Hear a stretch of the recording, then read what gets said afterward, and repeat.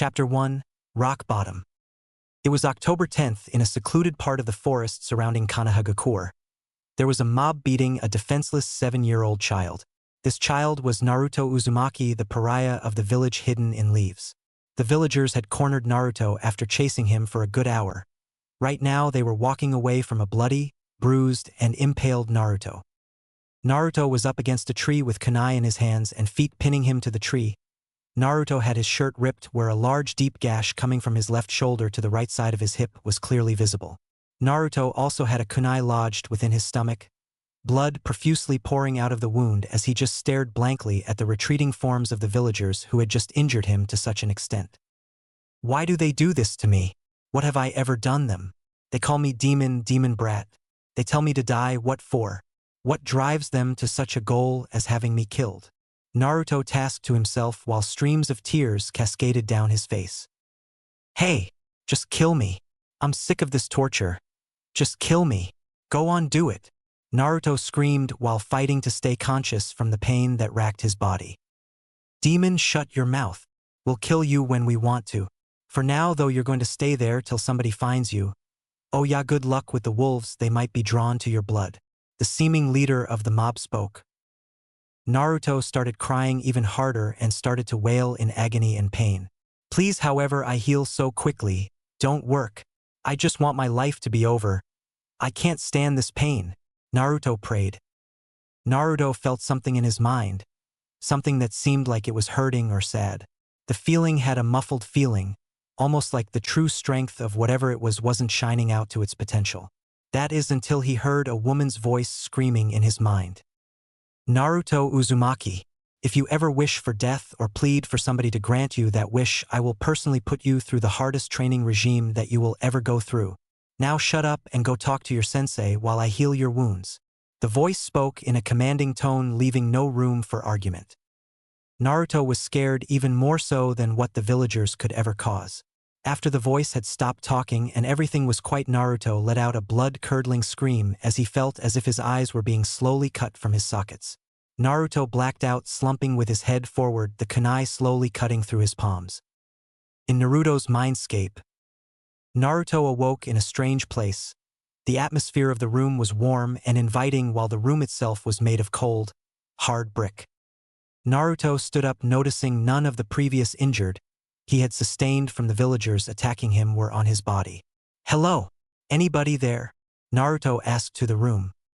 Naruto wasn't expecting an answer as he figured he was dead, and this was just a place Kami kept demons like him. Naruto had been influenced by the villagers to think of himself as demon even though he knew deep down it wasn't true, but found that to be the only explanation to why so many people wanted him dead. So when Naruto did hear a response, it was frightening, even though the voice was like the atmosphere of the room was warm and inviting. Ah, Naruto, I finally get to meet you. The voice called out, my name is Hagamoro, but you can call me Hagamoro-sensei. Hagamoro finished warmly while revealing himself. Hagamoro was around 6 feet 3 inches with white hair, purple glowing eyes, a lean muscular type body, and a warm inviting smile. Naruto was stunned. Hagamoro-sensei? Why would I call you that? Are you a demon just like me? Naruto asked, perplexed by this man he had never met. As soon as the man had heard demon escape Naruto's lips, his eyes took a cold and steel-like gaze. Naruto, you better shut your mouth or I will let the Kyuubi assign your training regime. I never want to hear you call yourself a demon again, Hagamoro screamed out. Naruto gawked at his supposed sensei. Hagamoro-sensei, aren't I a demon? That's what everybody, or well, most people call me. Hagamoro got even angrier and strode toward Naruto and grabbed Naruto by his shirt, effectively lifting him in the air. Naruto, what did I just say? Naruto was fear-stricken but managed out an answer. Nevnev, never call myself a demon again. That's right, your father would be ashamed to see his only son calling himself a demon, and I will not allow a son of one of the only friends I ever had to announce himself as a demon. Is that understood? Hagamoro asked. Naruto had one question on his mind. You knew my father? Naruto asked his Hagamoro. Hagamoro smiled at this and set Naruto gently down into a sitting position, while Hagamoro sat down as well. Yes, I did. What I tell you here must never be uttered to another person unless I give you go-ahead. This information only your Gigi knows and his old teammates. Do you agree to that term? Hagamoro asked. Naruto starred for a while, but eventually answered.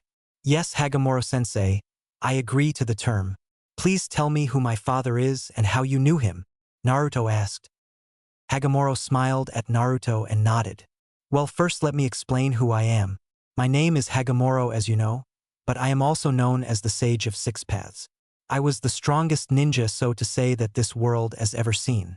I divided the 10-tailed beast into 9 different bijou, so the world would be better off after I died. But during a meditation session I could see hundreds of years into the future. I saw the bijou all being reconnected, recreating the 10 tails, so I stored my powers into my blood.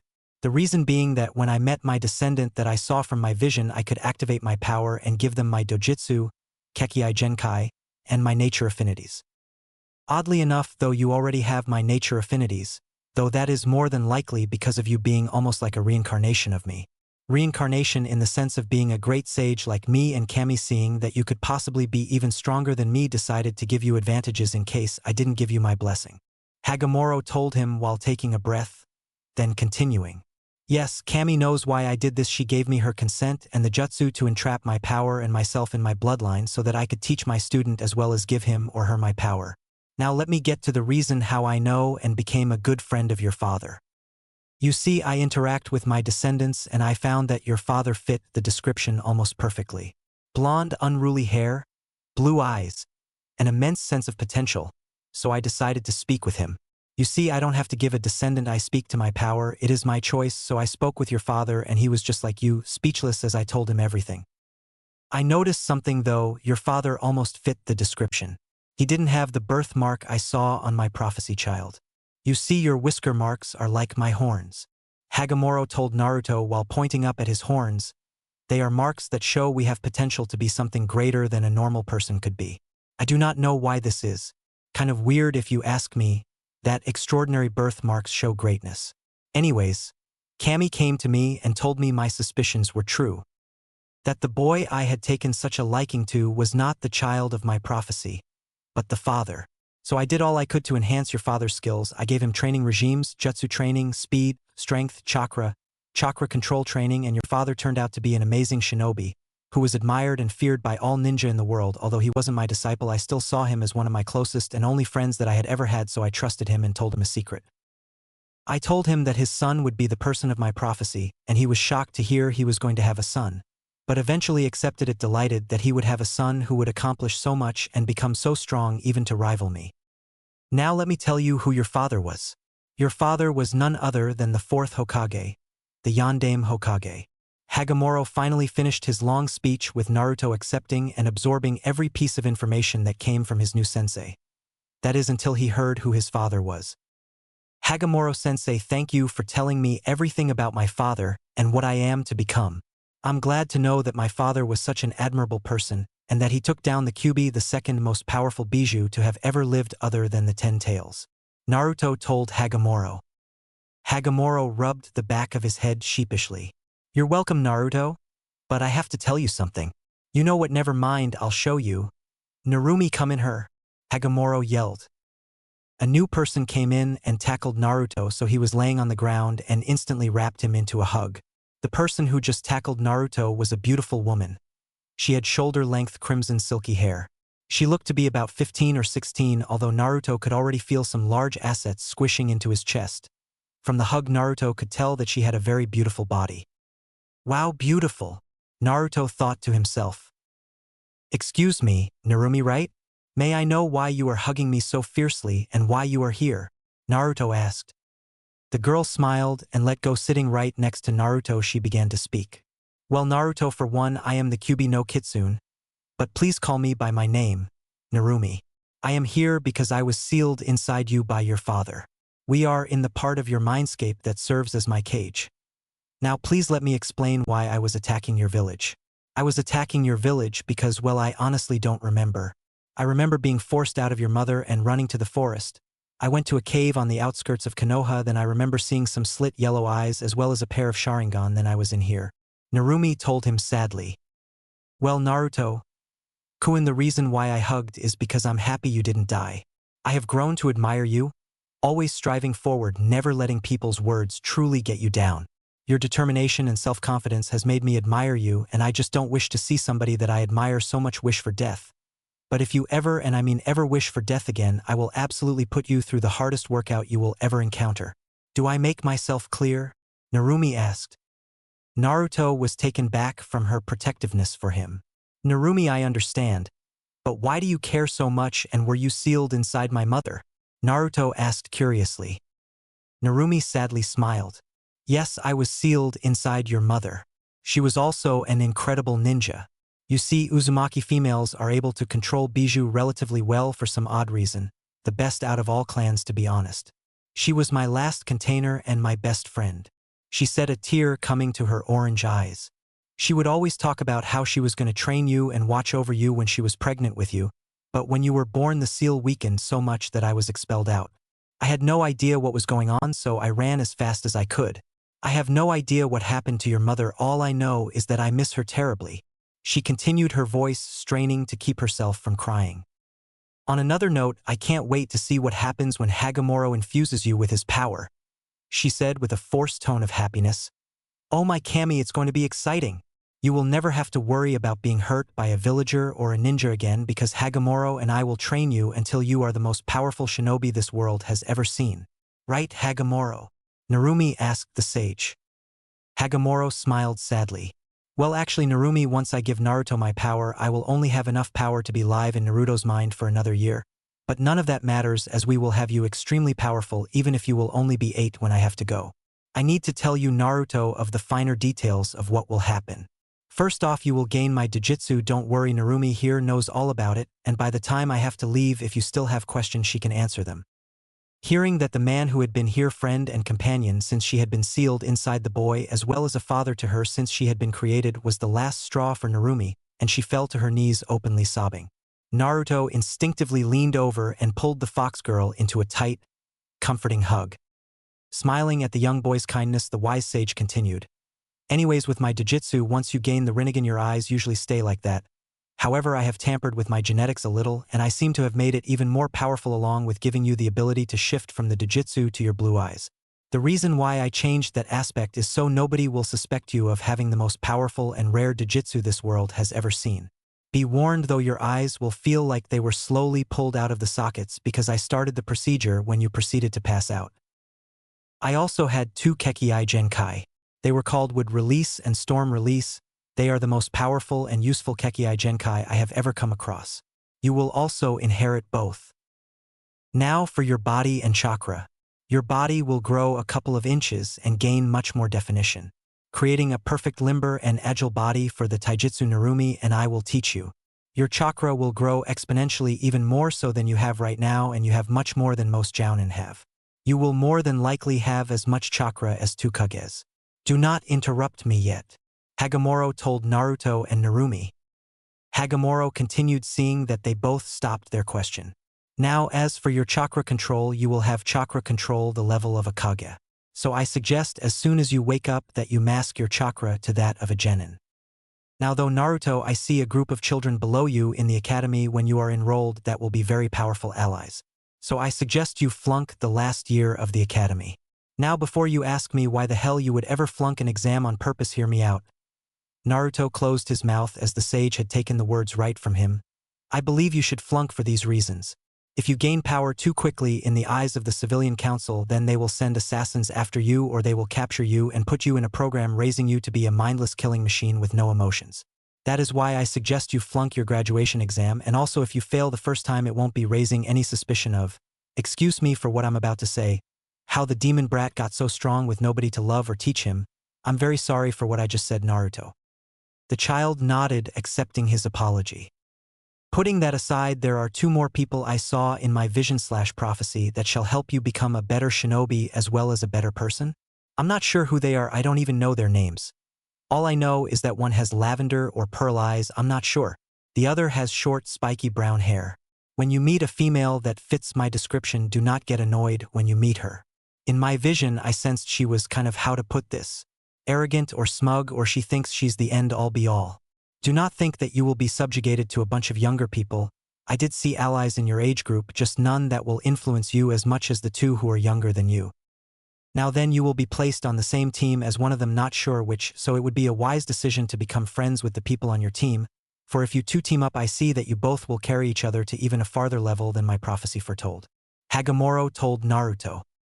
Yes, I'm going to be so strong. Most powerful shinobi in history. Watch out, Hagamoro-sensei, I'm going for your title. Naruto yelled excitedly while Narumi and Hagamoro smiled. Now that your outburst is over, you have about 10 minutes left until you wake up. But don't worry, Narumi and I will keep a mental channel open with you, Naruto, for any questions. Also, ask your Gigi to join the academy class now. Hagamoro told Naruto with a smile. Wait, Hagamoro-sensei, let me get this straight. You want me join the academy then? My last year flunk the exam to get into the group of students that will be below me? Then you think that I should be friends with two people so I gain power. Is that right? You want me to basically use them, because if that is the case then I will not follow that advice. Sorry, I'm sorry into using people. Naruto told his sensei. Hagamoro's sweat dropped. Yes, you need to join the academy and flunk your last year, and for how you put that last question. It does seem like I was suggesting for you to use them. No, that was not what I was getting to. I was simply suggesting you be friends with them since they will both force you to excel even quicker. He explained. Naruto nodded in understanding. A little side note though, since you have so much chakra, you will not be able to use any normal genjutsu. Now Naruto, wake up, your Gigi is worried sick. We will begin your training when you go to sleep tonight. Hagamoro told Naruto as he expelled him from his mind. Narumi-chan, control yourself. I know that you want to be with Naruto because you see him as the only possible mate. You need somebody strong and self-determined, but calm down and wait for him to grow.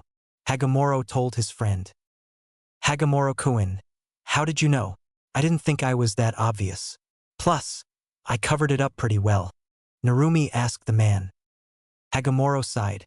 I have been friends with you since I divided the 10 tails and I saw those looks that you were giving Naruto. Listen, his training comes first. If you still feel the same way when he graduates, then I give you permission to tell him about it. If he confesses to you before that, then you have permission to accept his confession and you two can be a couple. I will teach Naruto everything I know about seals and he will know how to unseal you from him. For I know that you have liked him since before I made my presence known. Hagamoro told his oldest friend. Narumi blushed and gasped at the information. Hagamoro-kun. I do not just want to get out. If that's what you're thinking, then don't. Plus, how would you even get the idea of him liking a demon? A demon who ruined his life? Narumi asked Hagamoro. Narumi-chan, Naruto was stealing glances at you just as much if not more than you stealing glances at him. Hagamoro explained. Narumi got a slight sliver of hope and held onto it for dear life. In the hospital. The Hokage Sarutobi Hiruzen had been sitting right by Naruto's bed after finding him in his crystal ball and getting to where Naruto was. Sarutobi found Naruto passed out and took him to the hospital, worried for his adopted grandson. Sarutobi, deep in thought, suddenly felt a huge blast of chakra that almost scared him. But then it was suddenly gone. As he looked up, he saw Naruto sitting up in his bed. Hey Gigi, thanks for the help. Can I join the academy? Naruto asked hopefully while Sarutobi sat there stunned. Where did that come from? Sarutobi asked himself. Chapter 2 School begins. The Hokage Sarutobi Hiruzen had been sitting right by Naruto's bed after finding him in his crystal ball and getting to where Naruto was. Sarutobi found Naruto passed out and took him to the hospital, worried for his adopted grandson. Sarutobi, deep in thought, suddenly felt a huge blast of chakra that almost scared him. But then it was suddenly gone. As he looked up, he saw Naruto sitting up in his bed. Hey Gigi, thanks for the help. Can I join the academy? Naruto asked hopefully while Sarutobi sat there stunned. Where did that come from? Sarutobi asked himself. Naruto, how are you feeling? Sarutobi asked. Well Gigi, I'm well, fine I guess. What happened? How did you find me, and what about me joining the academy? Can I? Naruto asked. Sarutobi gave a sad smile. Naruto, you were attacked by the villagers again. I found you using a special item I have. Why do you want to join the academy all of a sudden? Sarutobi asked Naruto curiously. Naruto gave a thoughtful look. Naruto, don't tell the Hokage the real reason. He wouldn't believe you. Just tell him that you wish to learn to protect yourself and to finally start your journey for the Hokage hat. Hagamoro told Naruto. Naruto jumped a little when he heard the voice. Oh, Hagamoro-sensei, it's just you. Thanks for telling me what to say. I had no idea what to tell my Gigi. I feel kind of bad about lying to him though. But just to ask before I forget. Why do I have to join the academy with my age group? Why can't I just not join until next year, so I'll be with the kids that I'll find my allies in? Naruto asked Hagamoro in thought. Well, you see, Naruto, you want to be underestimated. You will more than likely be the most powerful ninja this world has ever seen and even able to compete with Umbu in a year or 2 years. The more idiotic you act, the more you will be underestimated. Just make sure to flunk every test even if you know every answer. Also, when you have kunai and shuriken throwing tests, just hit 1 or 2, then you will be really looked upon as a weakling. I'm sorry you have to do this, but look at the bright side. By the time you become a genin, you could probably be as strong as a Hokage, and you'll only be 13 years old.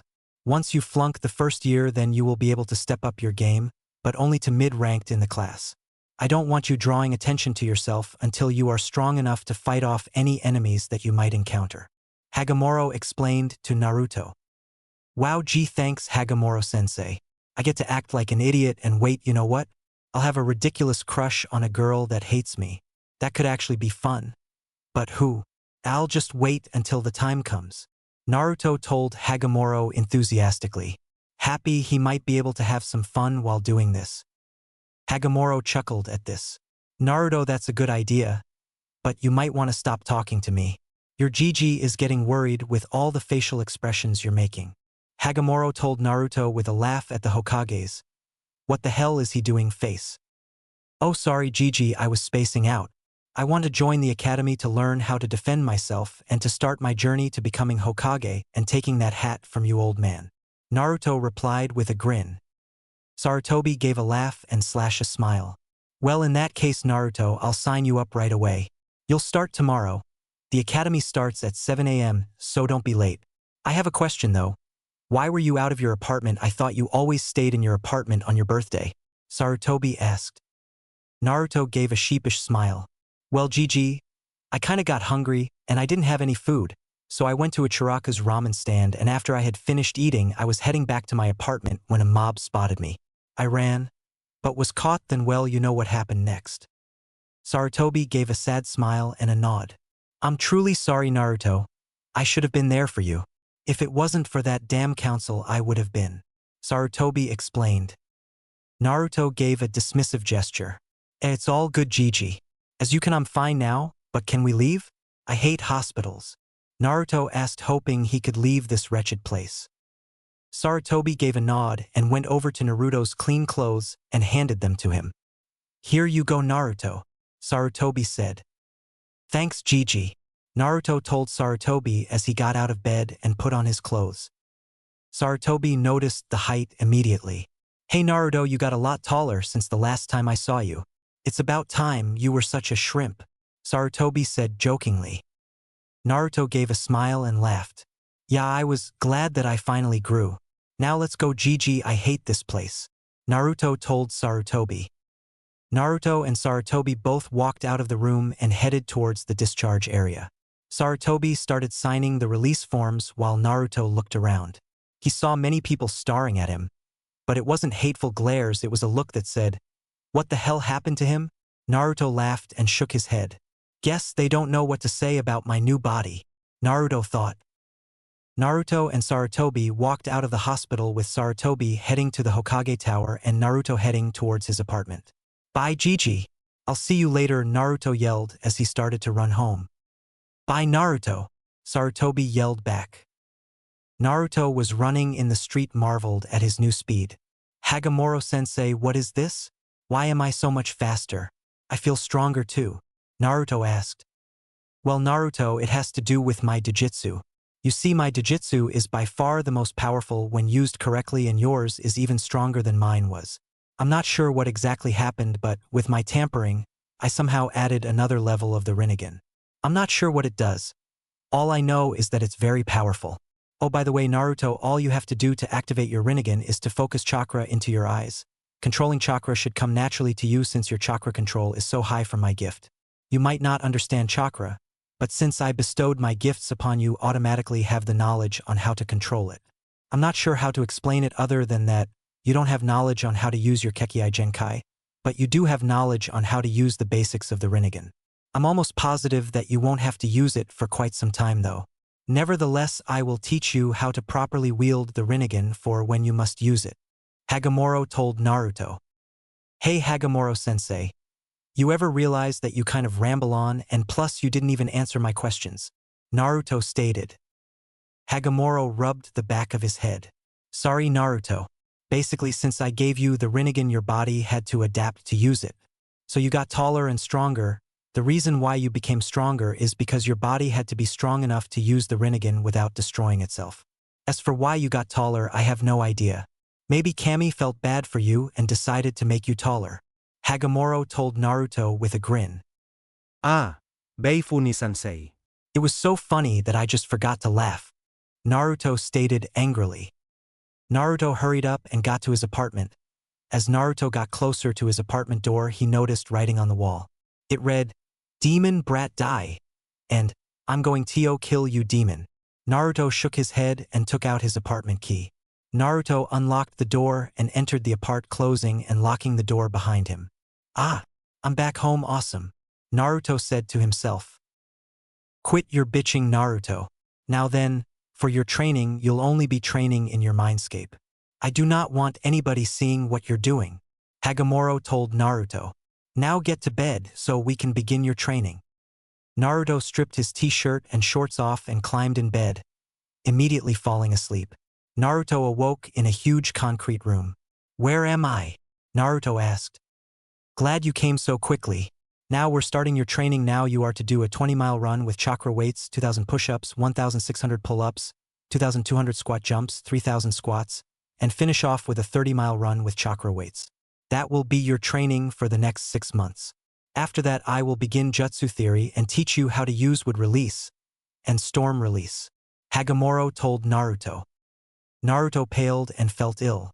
How the hell am I going to do that? Do you want me to die? Asked a scared Naruto. Oh shut up Naruto, you won't die, you aren't that out of shape since your body changed. I'm just trying to get you ready for the training Narumi has planned for you when I leave.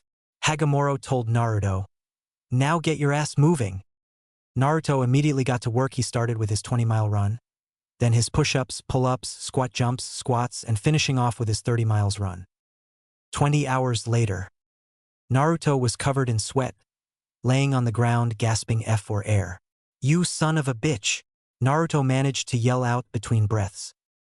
How the hell is this even going to transfer over to my real body? This is only my mind, Naruto asked. Hagamoro, who had been watching him work for a while, then went to bed, woke up just before Naruto finished, was smirking.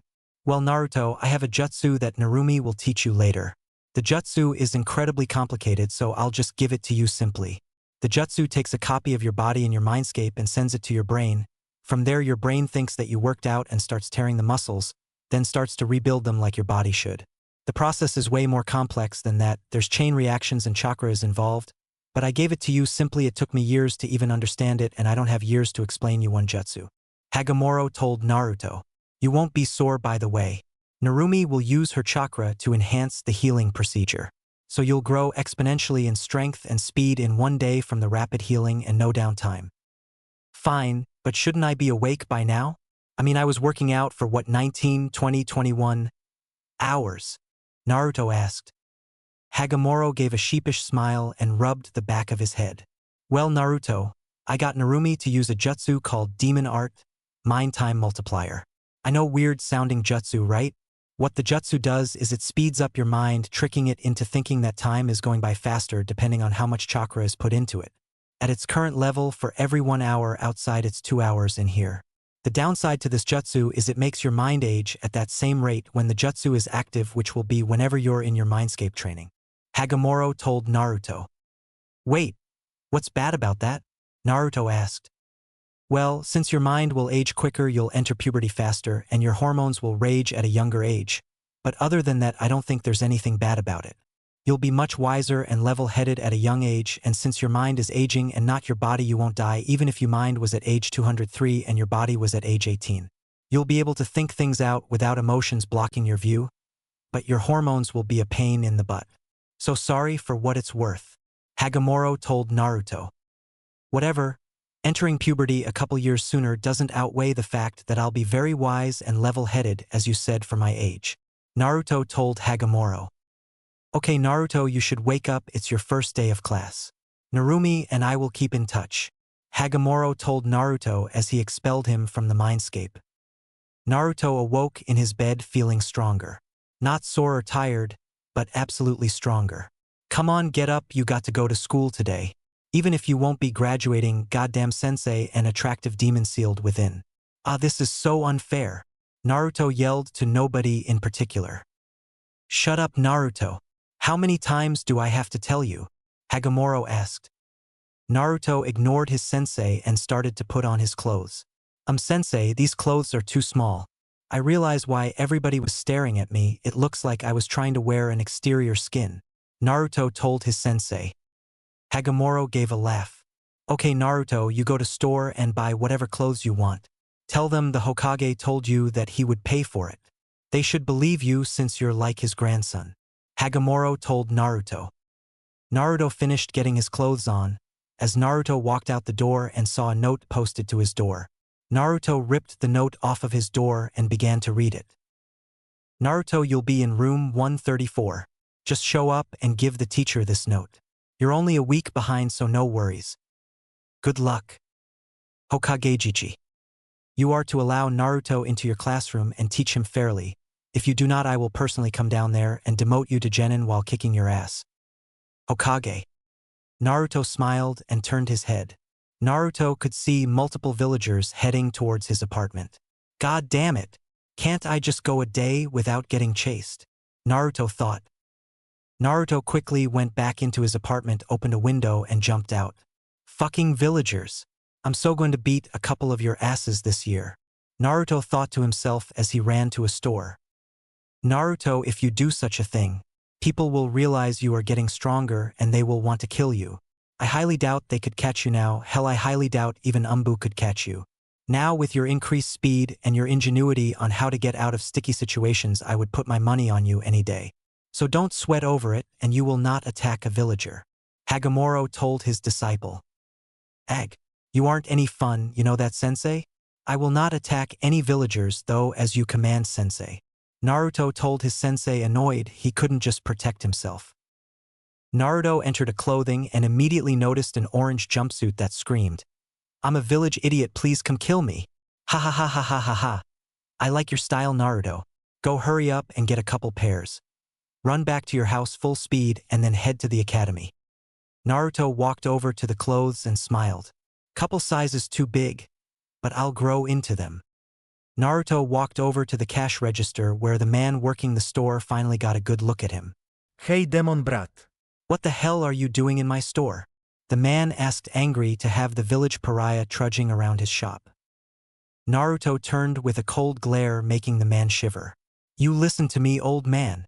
I am not a demon, and if you don't let me buy these clothes, I might just have to tell the Hokage. Hokage told me to bill whatever I buy to him, so how do you think he'll feel if his adopted grandson isn't allowed to buy some clothes? You think he'll shut down your shop and execute you for calling me a demon? I wonder. Naruto told the rude old man. The old man was pissed that he was outsmarted by a little kid. Hell, the demon of the village to boot. Yes, sorry. Here, let me ring these up for you. The old man said as he grabbed the clothes harshly out of Naruto's hands and started to ring them up. Here you are, sir. The old man told Naruto with venom dripping from his every word. Naruto took the clothes from off the counter that they had been set on and ran full speed out the door. Naruto quickly made it home. Jumping through the window he had previously come on out, decided to get dressed in his new orange jumpsuit. Very becoming of the village idiot, Naruto thought with a smile. Yes, you look like 1,000 Rio. Now hurry up and get moving, this is your first day, Hagamoro told Naruto. Naruto quickly headed out the same window he had just came in through, heading towards the academy. Man, I still remember the first time I went to the academy with Gigi. That was a fun day, glad the old man had to run errands so I could go with him. Naruto thought with a smile. Naruto was amazed by how fast he got to the academy. Okay, let's see. Naruto thought as he fished the note out of one of the many pockets he had. Room 134. Naruto said to himself. Naruto walked around looking at all of the room until he stumbled across his classroom. Naruto entered the room to see the class had just started. Hello there, what can I help you with? The teacher asked. He was 5 feet 10 inches, lean and muscular. He had white hair, long hair. Oh, I'm sorry for interrupting. I'm a new student here. The Hokage gave me a note. Naruto said as strode forward and handed the teacher the note. The teacher took the note and immediately scowled. The demon. I'll make sure to flunk him by the time graduation happens. The man thought.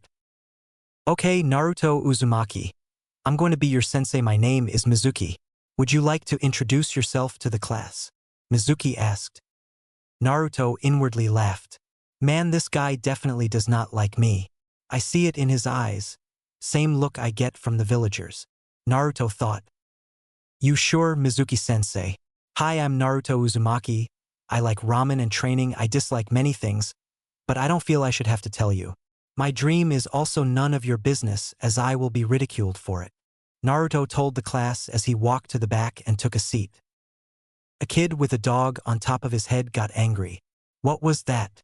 All he told us was his name. The kid screamed out. Yeah, I agree. A pink-haired girl screeched out. Even if he is the demon, we should know more about him, so we can counter whatever he's thinking. The pink-haired girl thought. Naruto raised an eyebrow.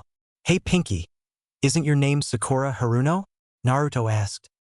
The now-known Sakura raised an eyebrow. Yes, I am. What's it to you?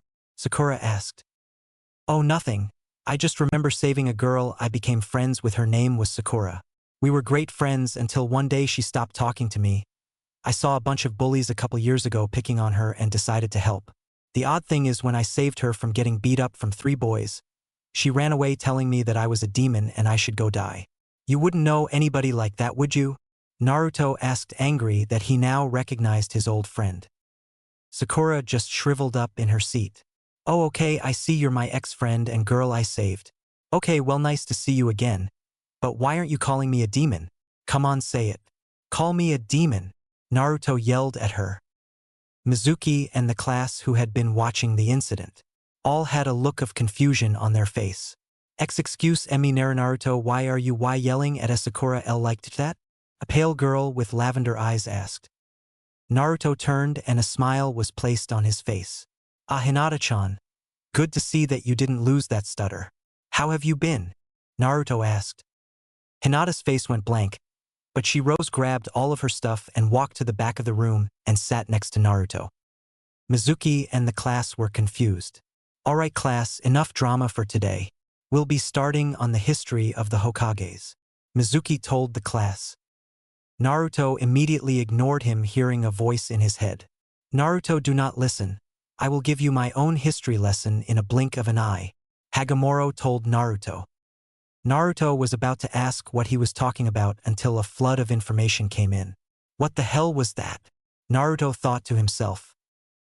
Oh, well, you see, with how long I have been trapped in my own blood, I have picked up a lot of knowledge when I was bored and would listen in.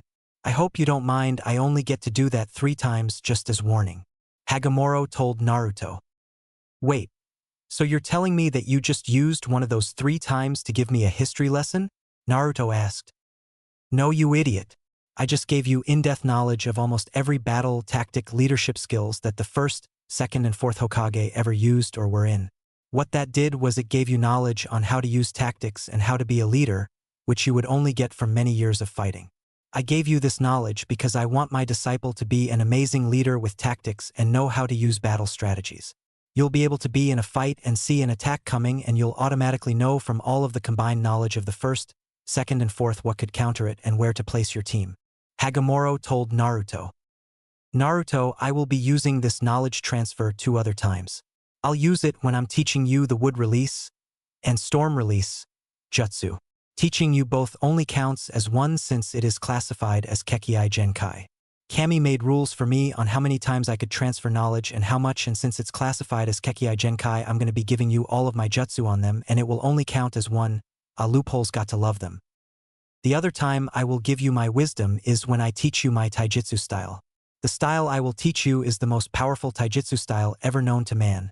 Well, besides a demon style, which I'm sure Narumi will teach you one or two. Anyways, this style is what the Hyuga clan taijutsu and many others are based off of.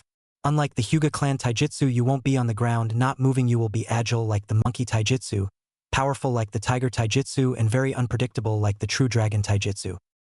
In close quarters combat, nobody will be able to defeat you. Hagamoro finished off. Well, almost anybody, if a demon were to be unleashed and they used taijutsu on you, would be in for a very hard fight. Hagamoro finished, really stopping this time. Naruto started to shift through some memories and saw the battle of First Hokage and Madara Uchiha. This could be very cool, Naruto thought to himself. Naruto noticed the Mizuki was still talking, then looked to his side and saw a blushing Hinata Hyuga. "Hinata-chan, what wrong?" Naruto whispered. Hinata looked at him and Naruto could see the sadness in her eyes.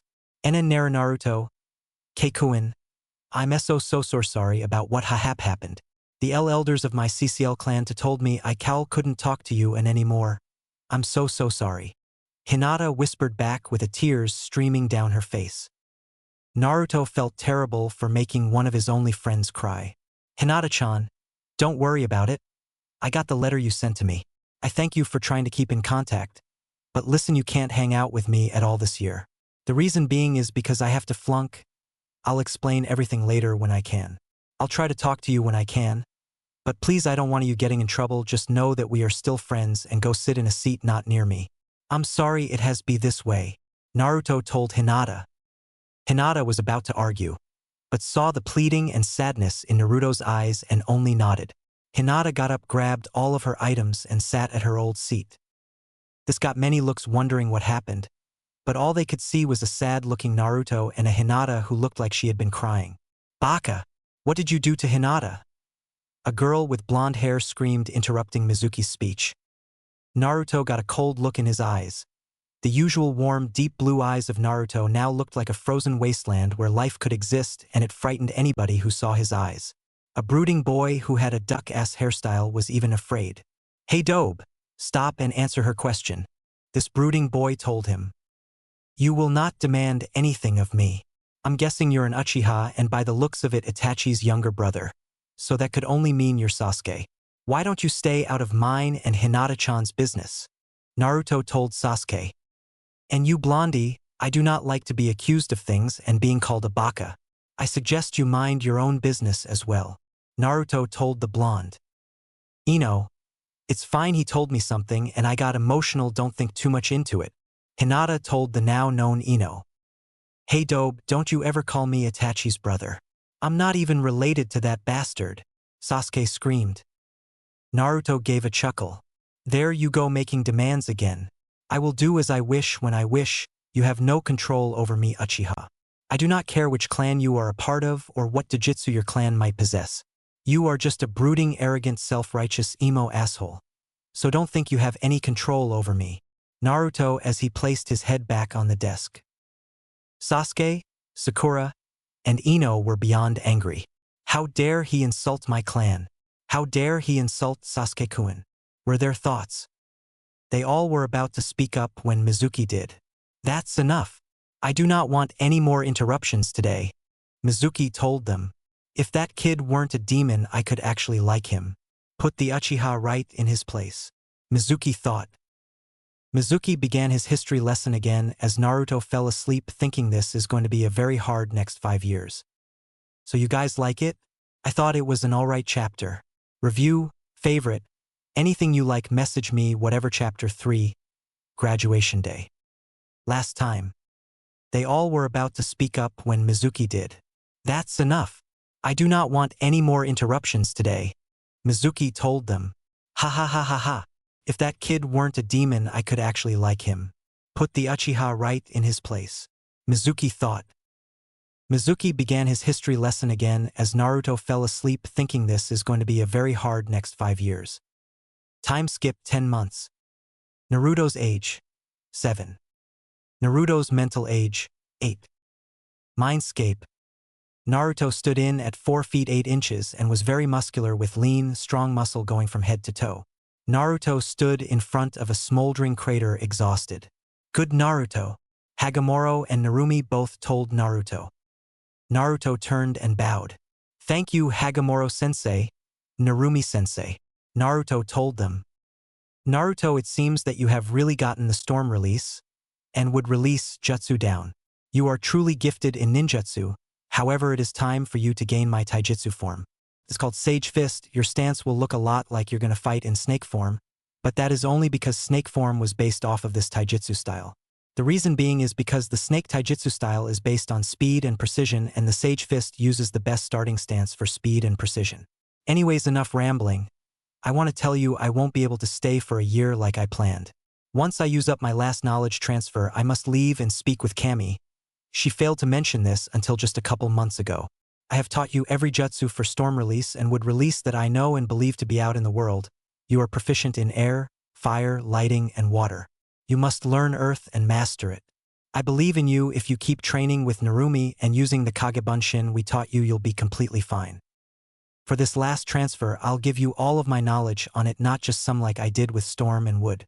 I won't be here to help you learn it, and Narumi doesn't really know this style beyond the basics.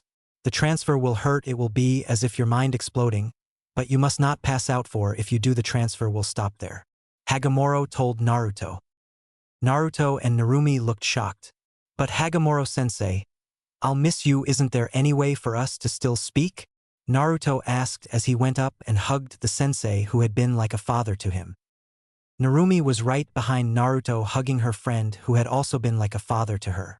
"Tusan, please do something to contact me once in a while," Narumi asked.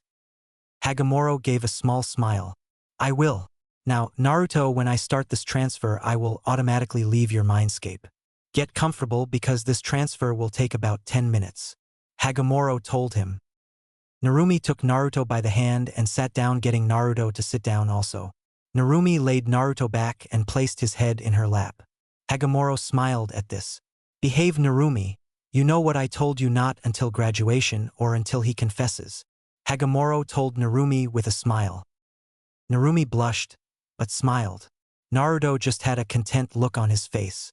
Hagamoro sat down in a mediation pose and starting shifting through his memories. After a couple minutes, Hagamoro had gathered every single piece of data that could give Naruto the knowledge to use the advanced and basic form of Sage First. Hagamoro started the transfer and vanished. Naruto opened his eyes and let out a scream. Narumi held Naruto down in her lap and started playing with his hair. "It's okay, Naruto-kun, just fight through it. Don't give up. Come on, you can do it." Narumi cheered Naruto. Naruto just laid there, his body twisting his body in agony. There was no amount of words that could get through to Naruto, so Narumi just had to sit there and let Naruto fight it out himself.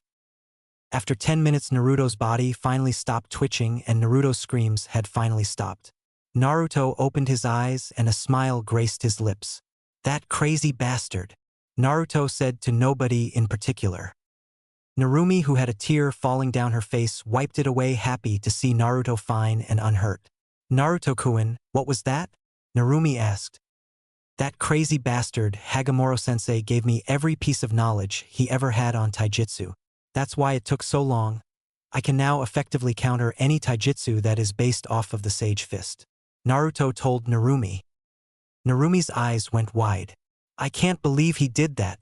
That could have killed you," Narumi screamed. "Oh, Narumi-sensei. Calm down, I made it out alive, didn't I?" Naruto asked. Question: Why did you call Hagamoro-sensei your Tusan? "Oh well, when Tusan divided the 10 tails into the 10 bijou, we were all babies. He took us all home and nurtured and cared for us. He became a father to all of us bijou," Narumi answered. "Well, okay, thanks for answering, Narumi-sensei. But if you don't mind, I really just want to go to bed. That took a lot out of me," Naruto told Narumi. Narumi nodded her head, understanding.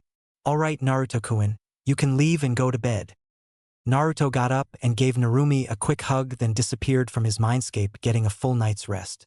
"Damn you, Tusan. I swear if Naruto-kun is taken by graduation day, I will personally ask Kami to hit you for me," Narumi declared. Time skip 5 years. Naruto's age, 12. Naruto's mental age, 16. Naruto, now 5 feet 9 inches, was standing in front of a massive hole in a tree, breathing heavily. Wow, Naruto-kun, you mastered the Rasengan pretty quickly. Took you only a couple weeks. Now we can train some more things. Narumi told Naruto with an evil glint in her eye, but acting seductive as well. Naruto shuddered. First things first, Narumi-sensei. You are an absolute slave driver. You already made me master air, fire, and water along with the final touches of wood and storm. So no more training today, I have graduation today anyways. Also don't tease me, you know that I have the hormones of a 16 or 17-year-old. Naruto told Narumi. Narumi pouted, but waved him off. Fine, Naruto-kun, you're no fun though. Narumi told Naruto as he left. Naruto woke up dreading today. Okay, just got to finish today and then tomorrow will be all good. Next year I can actually do sort of well, Naruto told himself. Naruto quickly got out of bed and grabbed a towel. Naruto walked into his bathroom and started to strip. He turned on the hot water and stared in the mirror. I can't believe I was lucky enough to be the disciple of the greatest shinobi this world has ever seen, Naruto said in disbelief as he entered the shower. Naruto took a quick 3 minutes long shower, shampooing his hair, rinsing it, then stepping out of the shower to dry off. Naruto exited the bathroom with just a towel on and began to get dressed. For minutes later, Naruto was out the door running towards the academy.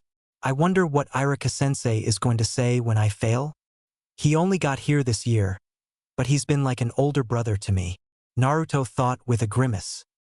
Naruto quickly found himself in the academy heading towards his room. Upon entering the room, he saw a black-haired woman with red eyes and Mizuki standing there looking as if in a heated argument. Naruto took a quick glance at Mizuki, who had just grabbed the woman by the neck and looked as if about to punch her. Mizuki let his punch fly, aiming it at her nose, hoping to break it, but only to be left in shock when a hand out of nowhere came and grabbed his punch in an iron-like grip. You know, Mizuki-sensei, it's never polite to hit a woman, Naruto told Mizuki while staring him directly in the eyes. Brat, this has nothing to do with you. Now let go of my hand or I'll be forced to hurt you, Mizuki answered right back with anger flaring through his words. Naruto just increased the grip on his hand, making Mizuki wince, while grabbing Mizuki's hand that was around the woman's neck, choking her. Naruto twisted Mizuki's fist, forcing him to let go of the woman's neck, giving Naruto complete control of Mizuki's second hand. Before Mizuki knew what happened, he was shoved against the blackboard with both arms hoisted behind his back.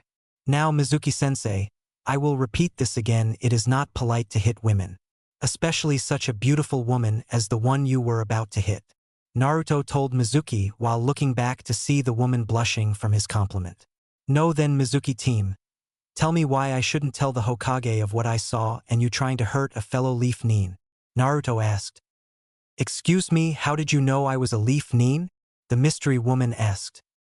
Naruto turned his head just enough to gaze over his shoulder. Well, miss, Naruto said, waiting for her to fill in her name. I'm Kurenai Yuhi. Thanks for helping me, by the way, the now known Kurenai said. Ah well, Mississippi Yuhi. I noticed your leaf headband, Naruto told Kurenai. Now what exactly happened here? Naruto asked. Mizuki stayed silent, still trying to get out, only to have his arms wretched higher. Well, Mizuki asked me here to discuss Hinata, who is like my little sister. I came and all Mizuki did was hit on me, and then he tried to get into my pants using force, which I hit him for. Then I was about to leave when he started to choke me, and you saw the rest as you did it, Kurenai explained.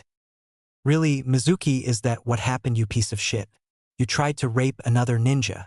I should take you to the Hokage and have him deal with you, but since I can't trust you'll come quietly, I'll just have to make you. Mississippi Yuhi, you may want to cover your ears or look away. I know you're a ninja, but it is never pretty when you have to do something to another person without them having a way to fight back, Naruto told Kurenai, to which she nodded, but kept watching. Okay, Mississippi Yuhi. Have it your way, Naruto told her. Oh, come on, Naruto. Don't do this, I'll come along peacefully, Mizuki pleaded with Naruto. No, you won't, you piece of shit. You'll just try to escape as soon as we leave, Naruto told Mizuki, wrenching his arms higher than humanly possible, dislocating both shoulder and breaking an arm. "Ah, you fucking demon. I'll kill you for this," Mizuki screamed out in pain. Naruto's response was to turn Mizuki around and punch his directly in the face, knocking him unconscious. "Miss Yuhi, would you mind taking this piece of trash to the Hokage? I'm sorry, I would normally do it myself, but I have class, you see," Naruto asked Kurenai. Kurenai gave a nod. "Excuse me, but what is your name? I gave you mine but never got one in return," Kurenai asked. Naruto looked like he had just been punched in the face. "Oh, I'm very sorry, where are my manners? My name is Naruto Uzumaki, or you might know me by my names that I have been dubbed with. Demon, Demon Brat, Spawn of the Kyuubi," Naruto said sadly. Kurenai gave a sad smile and went up and kissed his cheek. "Well, Naruto, thank you for helping me. I'll take Mizuki here to the Hokage right away," Kurenai told Naruto while going over to Mizuki using Shunshin to get to the Hokage tower as fast as she could. Naruto just smiled and walked up to his usual seat. Iruka ran in 2 minutes later. "Naruto, is everything alright? Where's Mizuki?" Iruka asked. Naruto just gave a wave and a smile. "Oh, Mizuki team? He's more than likely at interrogations right now for assaulting another Leaf Ninja. I don't know anything other than that," Naruto lied through his teeth. Iruka gave a look of disbelief, but his look was settled when a group of students all entered. "Hey, look, it's the Baka!" Sakura and Ino yelled out. Naruto just laughed. "Ha ha ha ha ha. Wow, that was funny. I hope you can come up with something you don't use every day. Now then, if that's all you've got to say, then please keep your mouth shut," Naruto asked with a smile on his face. Sakura got pissed and walked up to Naruto and took a swing, but was shocked when Naruto intercepted her swing like it was nothing, which sent her off balance and she fell onto the ground. Naruto just looked at the ground, then looked forward like nothing happened. Sakura got up off the floor and took another swing, aiming at the back of Naruto's head, smirking because it was his blind spot. Naruto ducked his head at the last second and grabbed her hand as she became unbalanced again because she threw all of her power and weight into the punch. Naruto flipped her over his back and she landed with her back on the desk Naruto was sitting at. "Listen, Sakura, I'm sorry I had to do that, truly I am, but I'm sick and tired of you using me as your punching bag. You don't even know me, yet you treat me like I'm a disease that you might catch," Naruto told her as he released his hold on her arm, but got up and grabbed her hand, lifted her up, causing her to crash into his chest. Sakura looked up meekly to see a sad-looking Naruto. "Again, Sakura, I am really sorry, but I only pretended to like you, so I could get some attention even if it was hate-filled. I'm sorry that it came to me actually having to hurt you," Naruto said as he separated himself from her and sat back down in his seat. Sakura looked at him for a second and went to go sit down. Ino and the rest of her group just stared at Naruto with disbelief in their eyes. Iruka, who had been watching, smiled at his adopted younger brother. Glad he finally stood up for himself, Iruka thought. 15 minutes later. "Alright class, today is graduation. There is a written exam, a kunai shuriken accuracy exam, a taijutsu spar, and finally a ninjutsu exam." Iruka began handing out all of the tests, to which Naruto just put his head down and went to sleep. "You have 1 hour until I collect these tests," Iruka shouted so everybody could hear. 1 hour later. "Alright, everybody, pencils down, head outside and wait for me to come out to begin the accuracy exam," Iruka told them. Everybody headed out of the classroom quickly besides Sakura and Naruto. Sakura kept thinking about what Naruto said about how she didn't even know him, but treated him like he was a disease, while Naruto was just like this every day. Iruka had finished collecting the tests expect for Naruto's. Iruka picked up the test and read it. "Dear Iruka-sensei, I'm sorry for disappointing you like this. Maybe someday I'll explain it. Just know that next year you won't believe who I am." Iruka was sad, confused, and angry. Why doesn't he try? Iruka thought to himself. While Iruka was collecting all of the tests, Naruto had picked a tree and fallen asleep on it. 20 minutes later. "Naruto Uzumaki, you're up," Iruka yelled. Naruto awoke immediately from all of the training simulations he had to do in his mindscape because of Narumi. "I pass," Naruto shouted back. All of the students started to whisper about why he would just give up. while Sasuke smirked. Ah, the dobe doesn't want to try because he might embarrass himself? Sasuke asked. Naruto got up and walked over to Iruka and grabbed 10 kunai and 10 shuriken. Without looking, he launched them all at the tree. All 20 projectiles hit. The kunai formed a perfect X while the shuriken formed a circle. No, Sasuke team, I just don't feel like doing this, Naruto informed Sasuke. Sasuke was fuming. Iruka was dumbfounded, as was the rest of the class besides Hinata. Hinata had been told some of what Naruto had done, but not all. She had been told Naruto had trained by a very powerful ninja and was only doing the academy as a way to get along with his age group, which she didn't understand because all he did was sleep in the class. Okay, Naruto, perfect score, Iruka called out happily. Naruto shook his head. No, Iruka-sensei, I was supposed to hit the dummy, not a tree. I failed. Now let's move on to taijutsu, Naruto told Iruka. Iruka just didn't understand why Naruto didn't want a perfect score, but allowed him to fail. Alright class, you'll have 5-minute taijutsu spars, and the one who performs the best or who knocks the other opponent unconscious wins the taijutsu spar.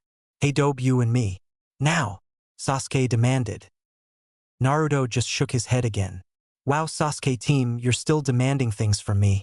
Fine, I'll fight you, Naruto told Sasuke. Sasuke smirked as they made their way to the ring. Iruka didn't do anything because he too wanted to see what his little brother could do. Once I beat you, I would have defeated every guy in our class, Sasuke said arrogantly. Well, how about this, Sasuke-chan? You hit me twice, I'll admit you're better than me. Deal?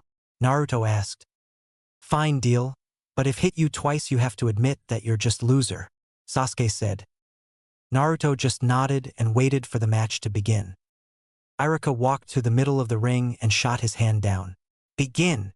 Iruka yelled. Sasuke shot off as fast as he could, knowing he would hit the dobe with minimal effort, but was surprised to see Naruto just stood there looking bored.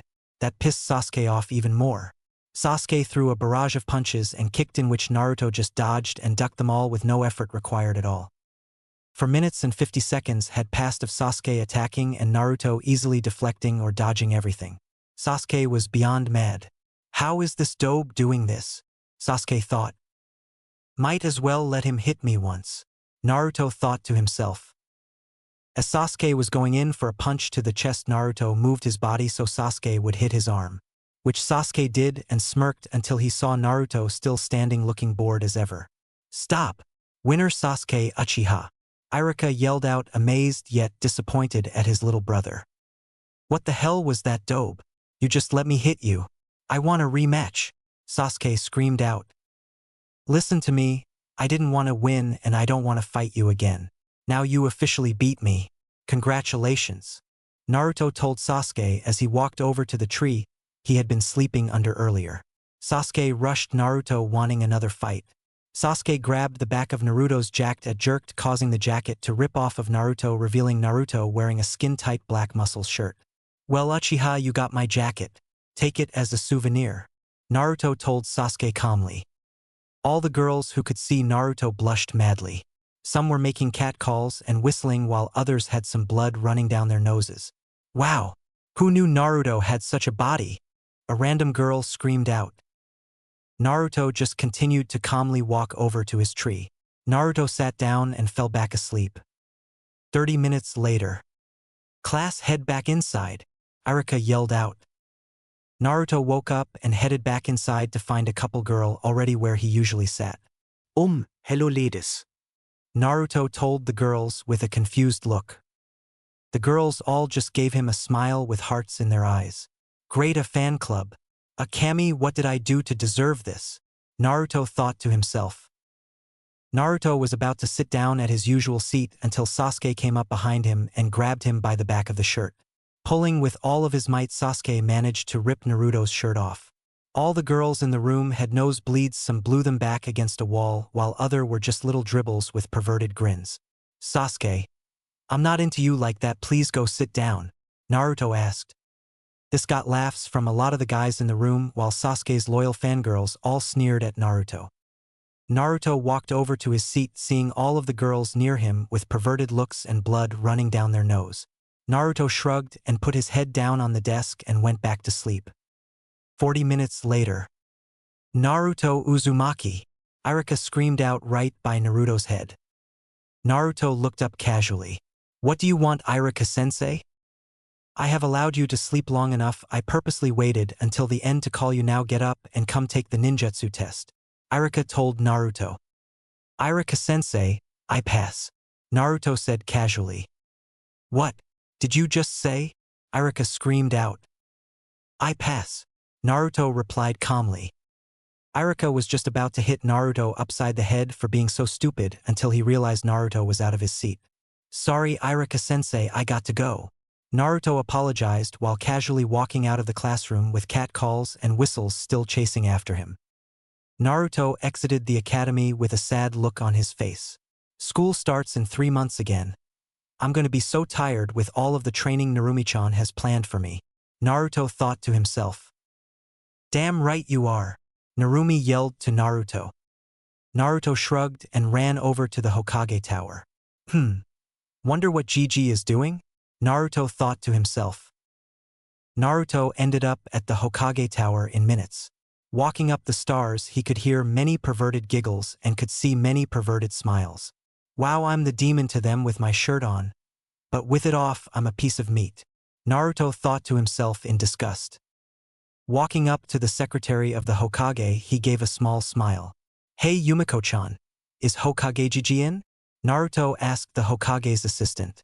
Yumiko was 5 feet 6 inches, with long black hair, beautiful green eyes and a nice curvy body. She had a sizable bust and pretty nice ass. Oh hey Naruto-kun. How are y dash? Yumiko got out before she got a look at her friend. With a perverted blush and some blood dripping from her nose, she turned her head. Naruto grinned. Yumiko-chan, do you like what you see? Naruto asked with a grin when she turned her head and nodded. Well, I'm flattered that such a lovely young woman as yourself would think I'm attractive. I'll just go see my Gigi. Bye Yumiko-chan. Naruto exclaimed with a wave as he walked over to the Hokage office. Damn, Naruto-kun, you have an amazing body. Wonder what you'll look like when you're 14 or 15. Yumiko thought with a perverted grin. Naruto walked over to the Hokage office door and kicked it open. Hey Gigi, what's up? Naruto asked his grandfather when he noticed the woman he helped earlier, a pineapple hair-styled woman who had pink hair. Also in the room there was a girl and boy who had to be a year younger than him. The boy was 5 feet 4 inches with brown spiked hair and an athletic build. The girl was 5 feet 5 inches with long dark brown hair. She had lavender eyes. The girl had a nice body for an 11-year-old. Some curves were coming in and she already had what seemed to be a B going on C-cup breasts. When she got older, Naruto could tell she would be a beauty. Kurenai turned and blushed. The purple-haired woman saw the blush and turned her head only to blush and some blood to come out of her nose. The girl blushed, but immediately held it back and tried to act like a noble. The boy didn't look like he cared, while the Hokage looked happy. Oh Naruto, nice job with Mizuki. How are you by the way? Sarutobi asked. I'm fine Gigi and thank you. It's nice to see you again, Mississippi Yuhi. Naruto responded as he walked up to the desk with his muscles twitching with every movement. Hi Naruto, it's nice to see you again as well. Thank you for the help again. I'm more of a genjutsu user, not a close quarters fighter and he caught me by surprise. Kurenai responded with a glowing blush still adorning her cheeks. The other women walked over to Naruto and held out her hand. I'm Anko, I'm truly happy you helped my friend. Thank you. Anko told Naruto. Naruto shook her hand. It was no big deal. I couldn't let an attractive woman get hurt. Naruto replied with a smile while release Anko's hand. The compliment caused Kurenai to blush even harder, which made Naruto chuckle. I'm sorry Mississippi Yuhi, am I making you uncomfortable? I could go back home and put another shirt on. Sasuke Uchiha attacked me from behind or tried to and ended up ripping my shirt off. Naruto explained with a smile at Kurenai's blush and Anko's slight blush. No Naruto, it's fine, I'm sorry. You can call me Kurenai by the way. Thank you for being respectful though. Kurenai told Naruto. Naruto gave a nod. No problem. Did you say that you were like sisters with Hinata? Naruto asked. Yes we are, why do you ask? Kurenai asked. I was just wondering how she was doing. We used to be very good friends and then her clan council forbid her from seeing me. When I joined her class in my first year, she wanted to speak with me and become good friends again, but I wouldn't allow it. I know what the Hyuga clan thinks of me, and I will not allow Hinata-chan to mess up her life because she wants to be friends with me. Maybe later when I become a genin, Naruto told Kurenai. Kurenai got blank look. You didn't pass the test? Kurenai asked in disbelief. No, I didn't pass the test. Doesn't matter though, Naruto stated nonchalantly. Kurenai gave him a "what are you smoking" look. Naruto, how could you not pass the test? You put a Chunin to his knees without trying. It's either you don't care or you're wanting people to underestimate you. Kurenai tried to push Naruto onto telling her. Naruto gave a foxy grin that made Anko and Kurenai blush. Kurenai, I'll tell you some time later if we ever become good friends. But for now nobody knows. Gigi, don't try to force it out of me either because you can't, Naruto told Sarutobi. Fine, Naruto. But why did you come here? Sarutobi asked. Well, I came to talk to my Gigi. Why, is something the matter? Naruto asked. Yes, there is. You interrupted my conversation with my Gigi, the younger boy yelled. Naruto gave a smile. Ah, you must be Konohamaru. You are very loud and obnoxious by the look of you. I think we'll get along just fine, Naruto stated with a smile. Ha! Coming from the village idiot, the girl told Naruto. And don't ever speak ill of the Hyuga clan, the girl finished off. Naruto took a thoughtful pose. He smiled and disappeared only to reappear behind the girl. Well now, if I'm the village idiot, does that mean you like village idiots? I saw that blush. Naruto whispered in her ear, sending chills up her spine. Naruto casually walked over to the Hokage's desk and gave a sheepish smile while everybody around him had their mouths on the floor. What did I do? Naruto asked. Naruto, what the hell? How did you move so fast? Sarutobi asked. It's a secret, Naruto replied mysteriously. Everybody eventually took their mouths off the ground while the girl was still blushing from what Naruto had done. Listen, I didn't mean to speak ill of the Hyuga clan.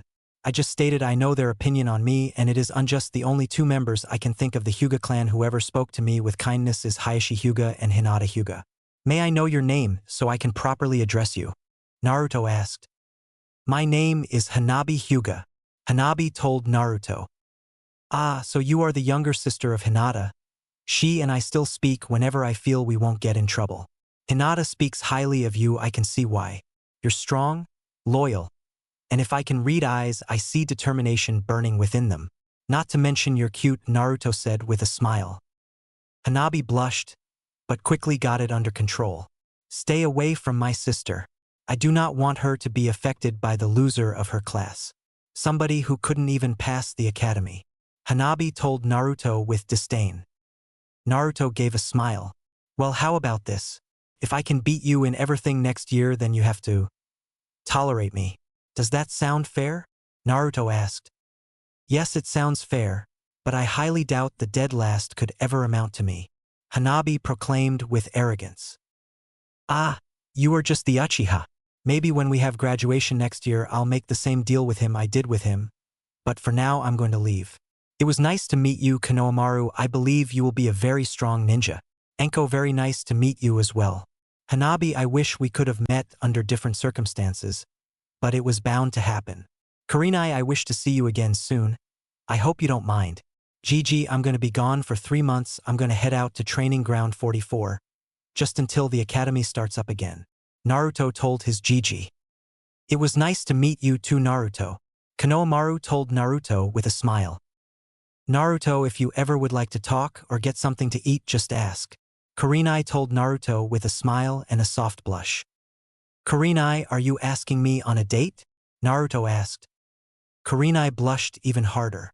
No, I was just thinking since you saved me, I might as well help you out in some way, Kurenai answered. Naruto adorned his foxy smile.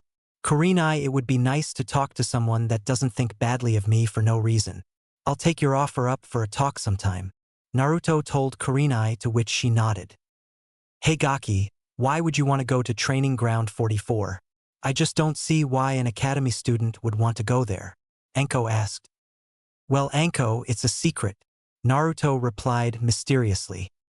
Naruto, I'm looking forward to beating you into the ground when the academy starts. Hanabi told Naruto with a smug smirk. This must be the girl that Hagamoro-sensei warned me about. She has lavender eyes and she acts pretty arrogant. Stupid smug smirk, I should rip that off of your face. Naruto though with anger as he hates arrogance. I have a feeling that I will make the bet with you, as I did with the Uchiha. This time though I'll actually fight back. Naruto told Hanabi. Naruto, I don't want you to go to training ground 44, what if you get hurt? Sarutobi asked. Gigi, trust me when I saw this. Nothing in that forest can hurt me. Naruto told Sarutobi. Naruto, if you go I want Anko to visit you every 2 weeks. Sarutobi told Naruto. If that is all right with Anko here, I will be more than happy to oblige. It will be nice to have somebody to talk to every once in a while. Naruto told his Gigi. Yeah, I'll go visit the Gaki every 2 weeks. Maybe I could teach him a thing or two. Anko told the room seductively. Naruto smiled. Anko, if you try anything sexual on me, I might just have to show you something nobody has ever seen, and no, it will not be a part of my anatomy. Naruto replied. Everybody got confused looks on their faces. It's a secret, Naruto told everybody. Again, it was nice meeting you all. I hope we meet again soon. Naruto called back as he walked out of the room, giving all the females a good look at his ass. Cat calls came from Anko, while Kurenai and Hanabi gave slight blushes. That kid is definitely different, Anko said aloud, to which everybody agreed. 10 minutes later. Naruto was already packed with his extra changes of his orange jumpsuit and some instant ramen. Naruto had become addicted to instant ramen since all he did for 10 months straight was go to the academy, go home, sleep, wake up, eat, and repeat. Hey Naruto-kun, what the hell was that? You showed the Uchiha that he couldn't touch you, you broke that Chunin's arm and dislocated his shoulders, and then on top of that you used speed to get behind that Hyuga girl. Do you want assassins coming to kill you? Or wait, better yet, you want to be kidnapped and trained to be a mindless killing machine, where emotions have no effect on you? Narumi asked/accused angrily. Okay Narumi, I'm sorry. I shouldn't have done anything when the Uchiha challenged me either time, but I was so sick of his shit. I broke that Chunin's arm and dislocated his shoulders because no woman will get raped with me around if I can do anything about it, and I did the last one just for fun. Naruto told Narumi with a grin. You know you're an idiot, but I had to admit it was pretty funny to see the Uchiha all pissed. Narumi told Naruto. Naruto nodded and increased his speed. Within 20 minutes Naruto was at training ground 44. Man. 3 months of non-stop training, well, this is going to be fun. Naruto thought to himself as he disappeared into the forest. Council room day after Naruto entered the forest. Hiruzen Sarutobi sat in his seat in the middle of the room, waiting patiently to be told why a meeting had been summoned. After 5 minutes, everybody had been seated and the conversations had stopped. It was Danzo who spoke, breaking the silence and telling Sarutobi why the meeting had been called. Hokage-sama, we have all heard that the boy named Naruto Uzumaki attacked a leaf chunin and dislocated both shoulders and broken arm. He should be punished. The punishment for attacking a fellow leaf nin is usually death. So why have you not put him to death yet? Danzo asked curiously. Sarutobi gave a laugh, enraging some of the members of the council. Hokage-sama, that demon should be killed. He attacked a fellow leaf nin. Give him death.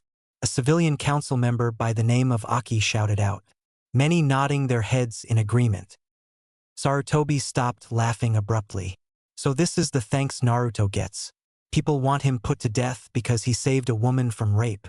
You are all ridiculous. I can't believe you honestly believe he is the Kyuubi. You want to know something? He stopped Mizuki, a chunin of the leaf, from raping a fellow leaf nin. He did out of the kindness of his heart to try and help another person, and all you see is the Kyuubi. Do you have not shame? Most of you have put out bounties to thugs to kill and torture Naruto, and you have the audacity to call him the demon.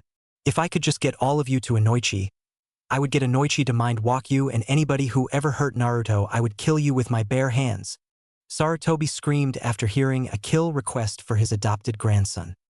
The council room was quiet as they though over all that was said.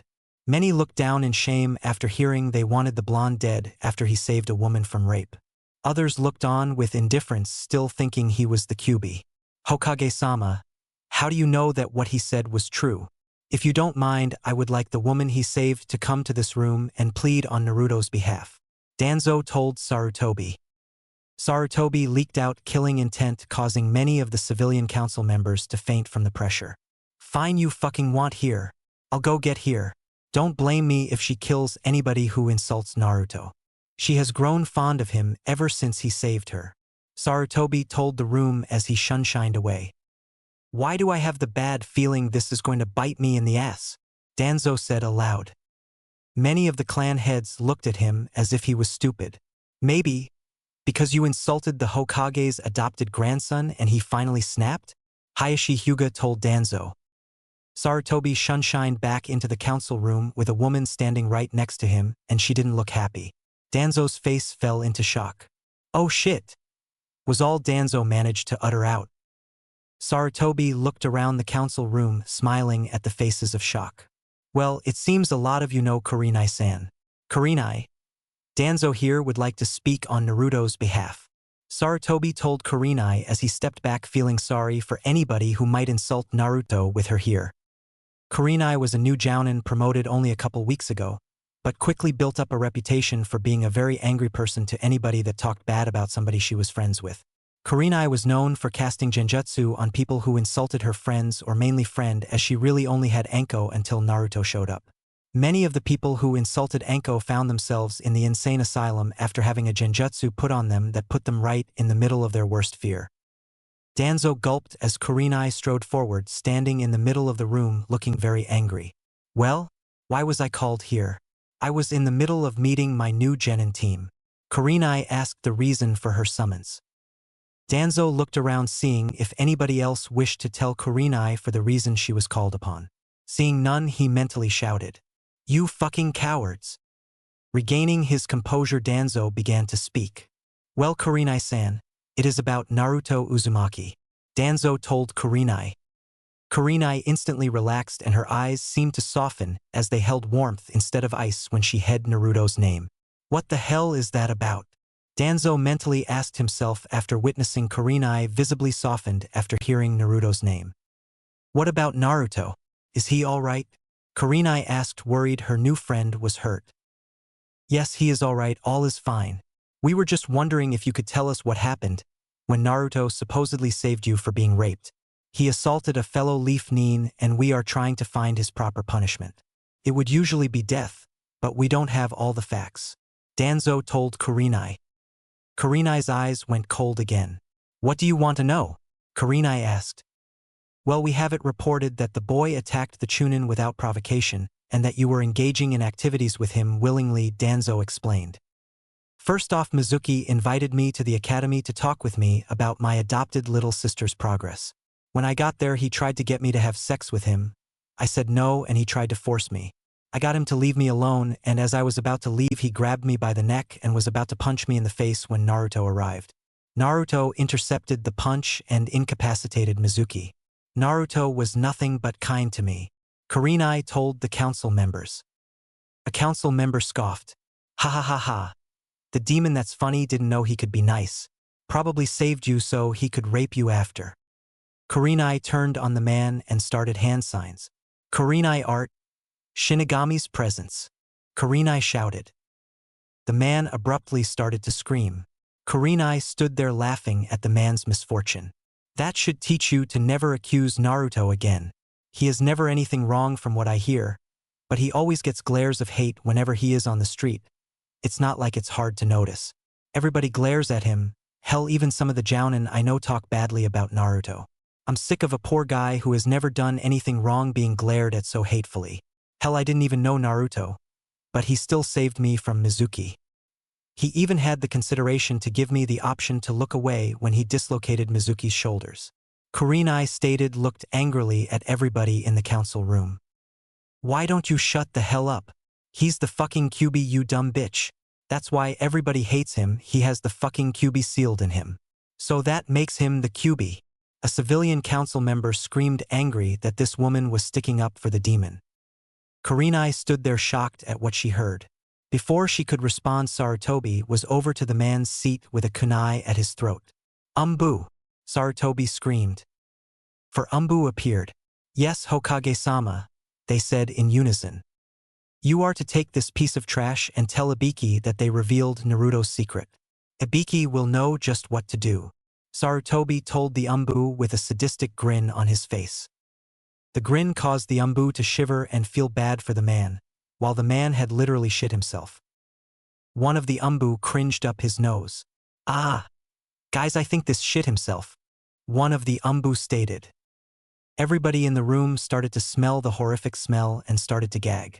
The Umbu quickly shunshined him to INT department. Sarutobi walked back to where he was standing while muttering just loud enough for everybody to hear. Damn lucky bastard. If he had any family, I would arrest and execute them too. Kurenai had a shocked look. Hokage-sama, is that true? Kurenai asked in disbelief. Sarutobi gave a sad smile. Does Naruto know he is the container of the Kyuubi? Kurenai asked. No, Kurenai-san, he does not, and you are not to tell him. That secret is a double S ranked village secret, and anybody who is caught telling people it will be put through torture than death. Now come on, Kurenai. I think you answered enough questions. Sarutobi looked back and saw the unconscious man. Would you mind releasing that genjutsu? Sarutobi asked. After he passed out, I did. Kurenai replied. This meeting is adjourned. Naruto's sentence none. For he saved a fellow leaf nin from rape. Sarutobi told the council room as he walked out with Kurenai walking right behind him going over what she had just been told. Hokage-sama, where is the seal? Kurenai whispered curiously. Sarutobi gave her a securitizing gaze, trying to decide whether to tell her or not. Well, since you seem to care so much for Naruto, I suppose I could tell you. It is on his stomach. You didn't notice it at first because he must channel chakra through his body for it to appear. Sarutobi whispered back. With that, they both left each other's graces. Sarutobi going back to his office and Kurenai going back to the team she left, but now had a certain blonde on her mind. With Naruto. For Kami's sake, first I have to wait to find a proper shelter until this morning. Then I got attacked by a goddamn 20-foot-long centipede and now I can't stop sneezing. Naruto yelled out in annoyance as he finished setting up a cave near a river with plenty of cover to be his home for the next 3 months. Narumi laughed at his annoyance. Naruto-kun, somebody must be talking about you with all the sneezing you're doing. Narumi told Naruto. You're right. I know that little rumor? Folklore? I don't know whatever it is I know about it, and I highly doubt anybody would talk about me. Naruto replied sadly. Listen, Narumi-sensei, for the next 3 months, I'm going to be working on my speed, strength, and finally I'm going to create a couple jutsu for my Kekii Genkai. What do you think I should work on first? Naruto asked. There was no reply for a couple of minutes as Narumi was thinking it over. Well, Naruto-kun, I think it won't matter. Just limit your speed, strength, and your Kekii Genkai training to a month each. I don't know why you just don't relax for a couple weeks. Honestly, how often do you see a 12-year-old who can hold his own against at least a couple of Umbu? Narumi asked. Naruto gave a chuckle. You make a good point, Narumi-sensei, but I wish to continue to get stronger. How else am I going to protect you and Kurenai-chan? Naruto asked. Oh, so the woman you saved earlier is now Chan? Wow, Naruto-kun, I thought I was the only woman you needed. Narumi told Naruto with a playful tease. Naruto sputtered and blushed. Narumi-chan, stop teasing me. You know about my hormones, and I was just saying Chan because I felt like we became friends. Naruto answered back. Now as I'm tired and want to go to sleep. I'll talk to you when I get up. Good night, Narumi-chan. Naruto told Narumi as he fell into a deep sleep. Time skipped 2 months and 2 weeks. In the early afternoon, Anko and Kurenai came running out in the forest looking triumphant as they spotted Naruto. What Anko and Kurenai saw shocked them. They had come out and saw Naruto perform his new mastered jutsu. Storm Release. Cloud Divination. Naruto, now 5 feet 10 inches, stood before a smoldering, split tree. Yes, finally got that down. Goddamn, that took a long time. Naruto declared happily as he turned around only to be shocked. Oh shit, was what Naruto yelled when he saw Anko and Kurenai with their mouth agape staring directly at Naruto. What the fuck was that? Anko screamed. Oh well? It appears I need to tell you some things to tell you both. Please come here. Naruto asked calmly. Naruto entered the cave and sat down on a log he had dragged into the cave. Anko and Kurenai walked into the cave and sat on a log opposite of Naruto, staring directly at him. Explain, Anko demanded. Naruto gave a slight chuckle. Well, what you ladies saw was a Kekii Genkai of mine. I have kept it hidden and came out here to practice it. That is why I left. Naruto sort of lied, sort of told the truth. Well, it's lying as didn't tell them where I got it from. Naruto thought to himself, gauging their responses. Wow, what Kekii Genkai is that? Anko asked curiously as Kurenai studied the blonde. Well, my Kekii Genkai is called Storm Release. It is a very rare Kekii Genkai. I just awakened it one day, Naruto told them. Again, it's not lying, just not telling the whole truth, Naruto thought. Well, does anybody else know? Anko asked Naruto, but Kurenai had remained silent, still staring at the blonde. No, Anko, nobody knows. How do you think people would feel if I showed them I had a very rare and very powerful Kekii Genkai? It most likely wouldn't be a good thing for me, Naruto stated. Now then, why are you just visiting me? I thought you were supposed to come every 2 weeks or so, Naruto asked, trying to change the subject. Thankfully, it worked. Well, Kurenai and I have been trying to find you every 2 or 3 weeks, but have been unlucky. We have been close to finding you, but then it would be night and we would just return back to home because we were only given a certain amount of time out here, Anko told Naruto. Ah, so I presume the council put a time limit on how long you both could speak with the supposed demon? Naruto asked. As Naruto mentioned demon, Kurenai snapped. Anko-chan, please leave, I need to speak with Naruto. Kun, please inform that Hokage that I will be gone for the rest of the month, Kurenai told Anko. Anko looked at Kurenai like she was crazy until she saw the pleading and desperation in one of her only good friend's eyes. Anko gave a small nod and left, leaving no trace she had ever been there. Naruto was nervous. Kurenai, why did you tell Anko to leave? Naruto asked nervously. Kurenai smiled.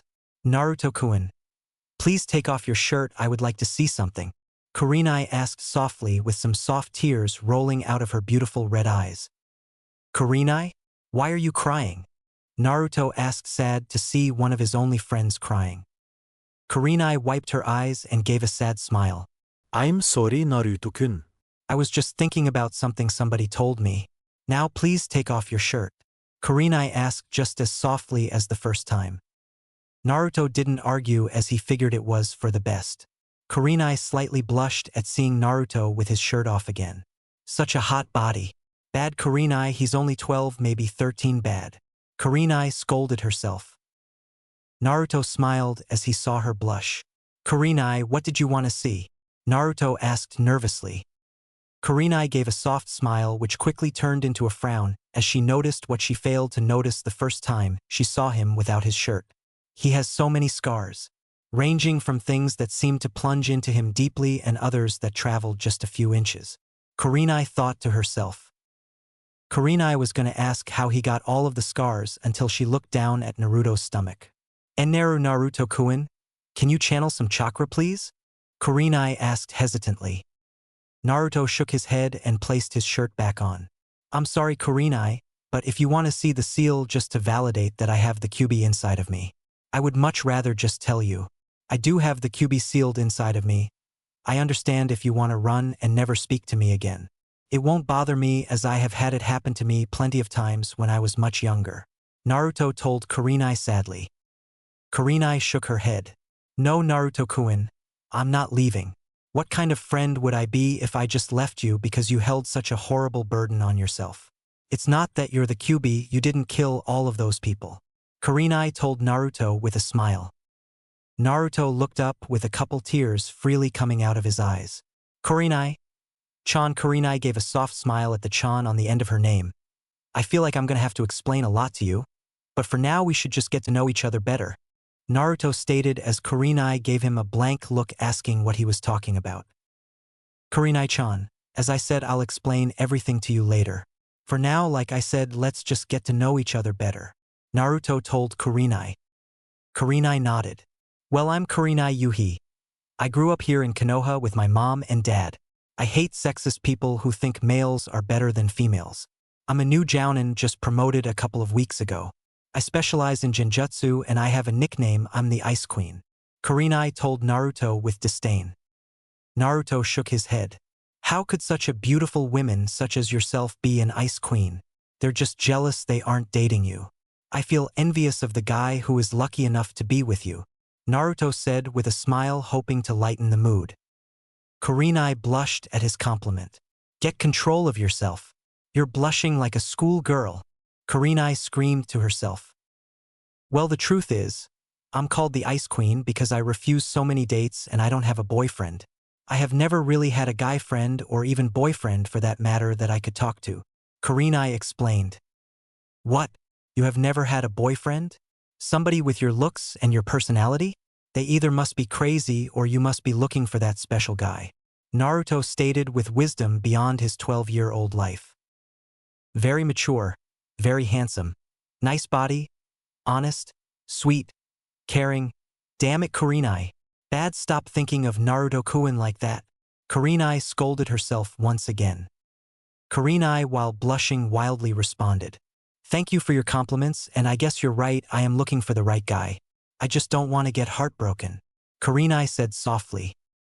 Naruto got up and walked over to where was sitting and sat right next to her. Kurenai-chan, nobody will ever hurt you.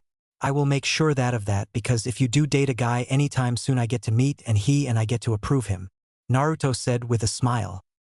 Kurenai looked over at Naruto and smiled back with a nod. All right, Naruto-kun. It's a deal, Kurenai replied. Now tell me about yourself, Kurenai asked. Well, I'm Naruto Uzumaki. I failed the genin exam, I like ramen, and I have very few friends and no family members alive that I know of, but everything isn't so bad. I have a very beautiful woman as a friend named Kurenai. What more could I ask for more? Naruto told Kurenai with a foxy grin causing her to blush an even darker shade. Well, thank you, Naruto-kun. But what about your childhood? Kurenai asked curiously. Naruto's eyes took a cold look. All the warmth from his eyes left and that saddened Kurenai. I'm sorry, Kurenai-chan, but I don't really want to talk about my childhood just yet.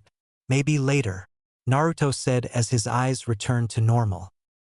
Naruto and Kurenai laughed and joked for the rest of the night before they went to sleep. Kurenai didn't bring anything other than a couple pairs of clothes she always carried with her because of missions. Since Kurenai didn't bring anything to sleep on, Naruto offered that she could sleep on the air mattress while he would sleep with just a cover. Kurenai didn't allow that, stating that the bed was big enough for two and she wouldn't mind as long as he didn't try anything, she had said with a smile. They both climbed into the bed and quickly fell asleep. Both had enjoyed the night they had together. What did you guys think? Review and message me. I hope you guys have been enjoying this FIC so far. I have been getting a lot of favorites because of it, but not a lot of review. Help a guy out and review, please. Last time. Naruto and Kurenai laughed and joked for the rest of the night before they went to sleep. Kurenai didn't bring anything other than a couple pairs of clothes she always carried with her because of missions. Since Kurenai didn't bring anything to sleep on, Naruto offered that she could sleep on the air mattress while he would sleep with just a cover. Kurenai didn't allow that, stating that the bed was big enough for two and she wouldn't mind as long as he didn't try anything, she had said with a smile. They both climbed into the bed and quickly fell asleep. Both had enjoyed the night they had together. Naruto age, 12. Naruto mental age, 16. Hokage's office, after Anko got back from seeing Naruto. What do you mean Kurenai is staying with Naruto? Sarutobi asked. Anko looked nervous. Shit, don't kill me, was a thought that crossed Anko's mind. Well, Hokage-sama, like I said, Kurenai stayed with Naruto and will be with him for the next 4 weeks, Anko replied. The Hokage paled and suddenly seemed much older than his age. Please no. Kurenai can't tell Naruto about the Kyuubi, the Hokage screamed in thought. That's unacceptable. You go get Kurenai now, Sarutobi yelled. I will not go get her, Anko replied defiantly. What did you just say? Sarutobi asked, thinking he must have misheard her. Anko looked sheepish, but quickly recovered her resolve. Hokage-sama, we both know what that boy has gone through. Kurenai will be good for Naruto. If anything, they will develop a close friend relationship.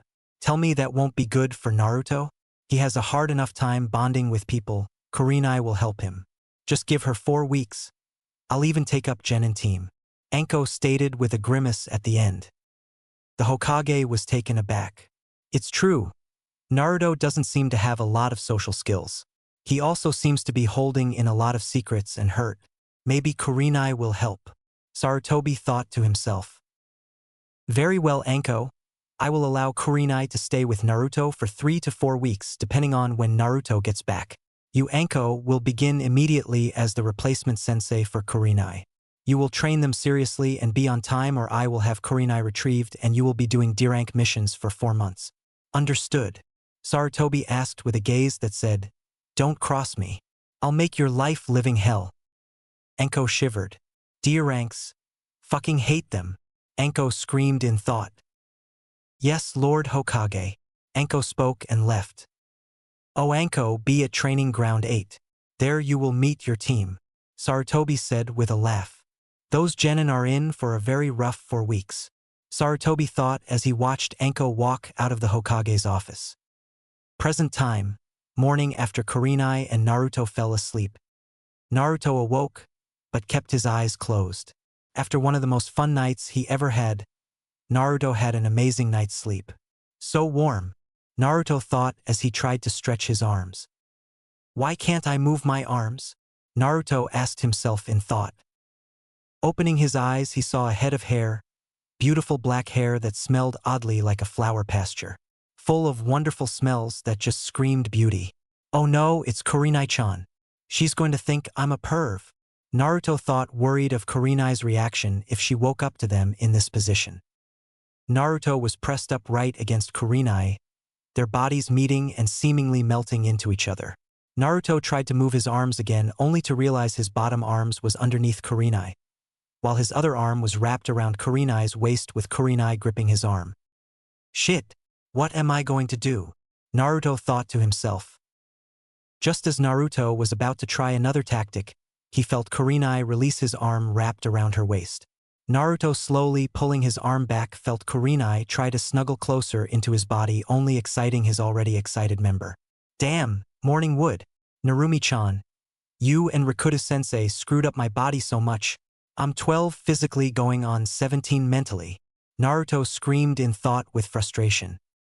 Naruto tried to get his other arm out from under Kurenai only for him to hear a yawn. Naruto paled. Kurenai, not moving from spot, started to speak. Naruto-kun, what are you doing? Kurenai asked. I'm sorry, Kurenai-chan. I awoke to this position. I've been trying to get out of it, but you just let go out of my arm. Naruto stated nervously. Please, don't think I'm a pervert. Even more, don't beat me into a pulp. Naruto, though, worriedly. Oh, it's okay. Naruto, what am I feeling poking me in my butt? Kurenai asked with a smirk, but was still facing away from Naruto, so he couldn't see it. Must be a very healthy boy, for something that big. No bad, Kurenai. No dirty thoughts of Naruto-kun. Kurenai scolded herself in thought. Naruto sputtered and somehow managed to wrench his arm under Kurenai free. Naruto was up faster than Kurenai could blink. I'm sorry, Kurenai-chan. Naruto stated while blushing something fierce. No, Naruto-kun, it's okay. I know that guys have a morning situation. Kurenai told Naruto as she got up and turned to look at Naruto. Naruto-kun, what you woke up to is nothing to worry about. Our bodies were probably just cold and wanted warm. It's fine, I do not think badly of you. Kurenai spoke, smiling, seeing Naruto looked less worried after what she said. Well then, Kurenai-chan. I'll be going to the stream to grab us a couple fish, Naruto told Kurenai as he headed for the river by the cave. This left Kurenai to her thoughts. I need to get Naruto-kun to open up to me more. But how? Kurenai asker herself. 15 minutes later. Naruto walked back into the cave with 5 fish all strung through with ninja wire. Naruto had his shirt off and was still wet from swimming in the river, grabbing fish then throwing them up into the air, only for a clone to throw a kunai and pin it against a tree. As Naruto entered the cave with the already cleaned and scaled fish, Kurenai turned her head to see Naruto with his shirt off. Naruto was glistening from the small fire Kurenai had made in the time Naruto was gone. Kami? So Kami-like. Kurenai screamed to herself while blushing, only to frown as she a massive faded scar right where his heart is. Naruto-kun, how did you get that scar? The one right where your heart is? Kurenai asked. Naruto continued to walk to the fire and place them on spits. Once he was finished, he turned to see Kurenai right before him. Kurenai slowly reached her hand to touch the scar, only for Naruto to loosely grab her wrist. Kurenai looked up to see the sad eyes of Naruto. Please, Naruto-kun. Kurenai whispered, looking back down at the scar. Naruto slowly let go of her hand, letting his hand drop to his side. Kurenai continued her hand to his chest and traced his scar. Kurenai, taking her eyes off the scar, looked up to Naruto, continuing tracing the scar. What happened, Naruto-kun? Kurenai asked sadly. Naruto looked away with a single tear streaking down his face. It was when I had become friends with this girl when I was 4 years old. Her name was Ami. We had become best friends. We did everything together, played, ate, slept next each other. I even remember once we pulled a prank on the Hokage. Naruto told Kurenai with a small smile while another tear cascaded down his face. After a couple months of being the best of friends, her father found out that she was hanging out with the demon of the village, being enraged by the fact his little girl had been even in contact with the demon. Finding us alone at the playground one day, he stormed up and took Ami by her hand and threw away from me. Ami hit a tree and passed out. He came after me. I fought him the best I could, but he was a dropped-out genin and I stood no chance. He plunged at kunai deep into my chest, saying to stay away from his daughter. I blacked out only to wake up in the hospital. I immediately rushed out of my hospital room. I pulled a couple stitches out of my chest, and blood was running from my chest wound down my stomach. I was trying to find Ami. After nearly an hour of screaming her name and running, I couldn't find her. The Hokage came and restrained me. I was pulled back into my room where my stitches were reapplied. I found out a day later that my best friend Ami was dead. The hit to her head had been too much for her. She couldn't take the blow and died of internal bleeding and a cracked skull. Naruto choked at this point, tears streaming down his face from having to relive one of his most horrific memories. I still visit her. She was my first friend, my only friend. We had plans of being ninja together. It was all my fault. If I would have just stayed away from her, she would still be alive. Naruto broke down and Kurenai wrapped him into a hug. It's okay, Naruto-kun. It's okay. Kurenai told Naruto as she led him over to one of the stumps in the cave. Leaning back against the stump, she pulled Naruto down and put his head in her lap, playing with his hair and wiping the tears from her face. I can't believe Naruto-kun has been through something like that. When he was only 4, no less. Kurenai was interrupted from her, though, as she heard Naruto speak. Kurenai-chan, it's best to stay away from. People close to me only get hurt. Naruto spoke sadly. Kurenai shook her head. No, Naruto-kun, I will not leave you. I'm sorry that something like that happened to you, but I'll be here for you. I won't abandon you. Kurenai spoke softly, but with her voice held determination, showing she would never go back on her word. Naruto looked at her for a minute and gave a soft smile. Kurenai-chan, I believe that you will learn my whole life story. I'm glad that you and I will be friends. Naruto spoke truthfully with the tears ending. Kurenai gave a soft smile and nod. Naruto, I'll be here for you. If you need somebody to talk to, come to me. If you need somebody to train with, ask me. If you just want to spend some time with me, don't be afraid to come to Training Ground 8. I'll give you the directions some other time. For now, just rest. Kurenai said with a smile. Naruto nodded and from how comfortable he was fell asleep. That should not happen to anybody, but that's all going to change. I won't let you be alone anymore, Naruto. I'll be there for you no matter what. Kurenai thought to herself as she looked down and smiled at the sleeping blonde. Time skip. For weeks, Naruto and Kurenai continued to get closer and closer until one day Naruto had decided to tell Kurenai who he truly was and how powerful he was. Kurenai didn't believe him at first, but with the help of Narumi, Kurenai quickly had her doubts cancelled. Naruto was trying to convince Kurenai who his senseis were and just how he got so strong. It wasn't until Narumi told Naruto to touch Kurenai on the forehead that she believed. Narumi gave Kurenai glimpses of Naruto's memories with a narration explaining to her that everything Naruto is telling her was true. Unknown to Naruto, Narumi told Kurenai that Naruto had grown feeling for her, and that if Kurenai didn't return those feelings to let him down easy. For if she didn't, Narumi would somehow escape and unleash havoc upon her. Kurenai responded with she had been growing feeling for Naruto, and she would return them soon. Kurenai and Naruto were heading back to the village because Naruto had to return to the academy and Kurenai had to return to her team. As Naruto and Kurenai neared the village, Kurenai suddenly grabbed Naruto, pinned him to a tree, frightening Naruto. Kurenai smiled warmly, something that she had been doing quite a lot for being called the Ice Queen of Konoha. Kurenai stared into the cerulean eyes that had captured her in the last few weeks. Kurenai leaned down slowly while wrapping her arms around Naruto's shoulders. Slowly she inched closer to Naruto's lips. Naruto, who was frightened at first by her actions, were too stunned now to do anything and just let Kurenai continue her course. Kurenai finished the travel and kissed Naruto with passion and emotion. Naruto was dazed by the kiss, but quickly recovered himself and quickly wrapped his arms around her waist and kissed back, matching the passion and the emotion. After the need for breath had become too great, they separated, panting for breath. Kurenai gave Naruto a shy smile while Naruto gave her a quick kiss on the lips. "I've been wanting to do that," Naruto admitted while hugging her closer to him. "Me too," Kurenai stated shyly while laying her head near his chest. Hiruzen Sarutobi, who had been watching on his crystal ball, smiled so widely it seemed it would split his face. "I'm glad for you, Naruto. I'll have to speak to you later about what you trained on. But for now I think I'll leave you alone," Hiruzen thought to himself as he shut off his crystal ball. "Naruto-kun, I know that it might be hard, but if you want to have a relationship then we'll have to wait until you become a chunin." Kurenai spoke with sadness, but also hope, as she really wanted to be with Naruto. "Kurenai-chan," Naruto whispered as he took a hand and wiped some of Kurenai's hair that had fallen in her face to behind her ear. "I would love to be your boyfriend," Naruto stated with a smile. Kurenai let her nervousness pass at hearing those words and quickly captured Naruto's lips for another passionate kiss, in which Naruto returned immediately. After parting, they just stood against the tree Naruto had been forcefully pushed up against.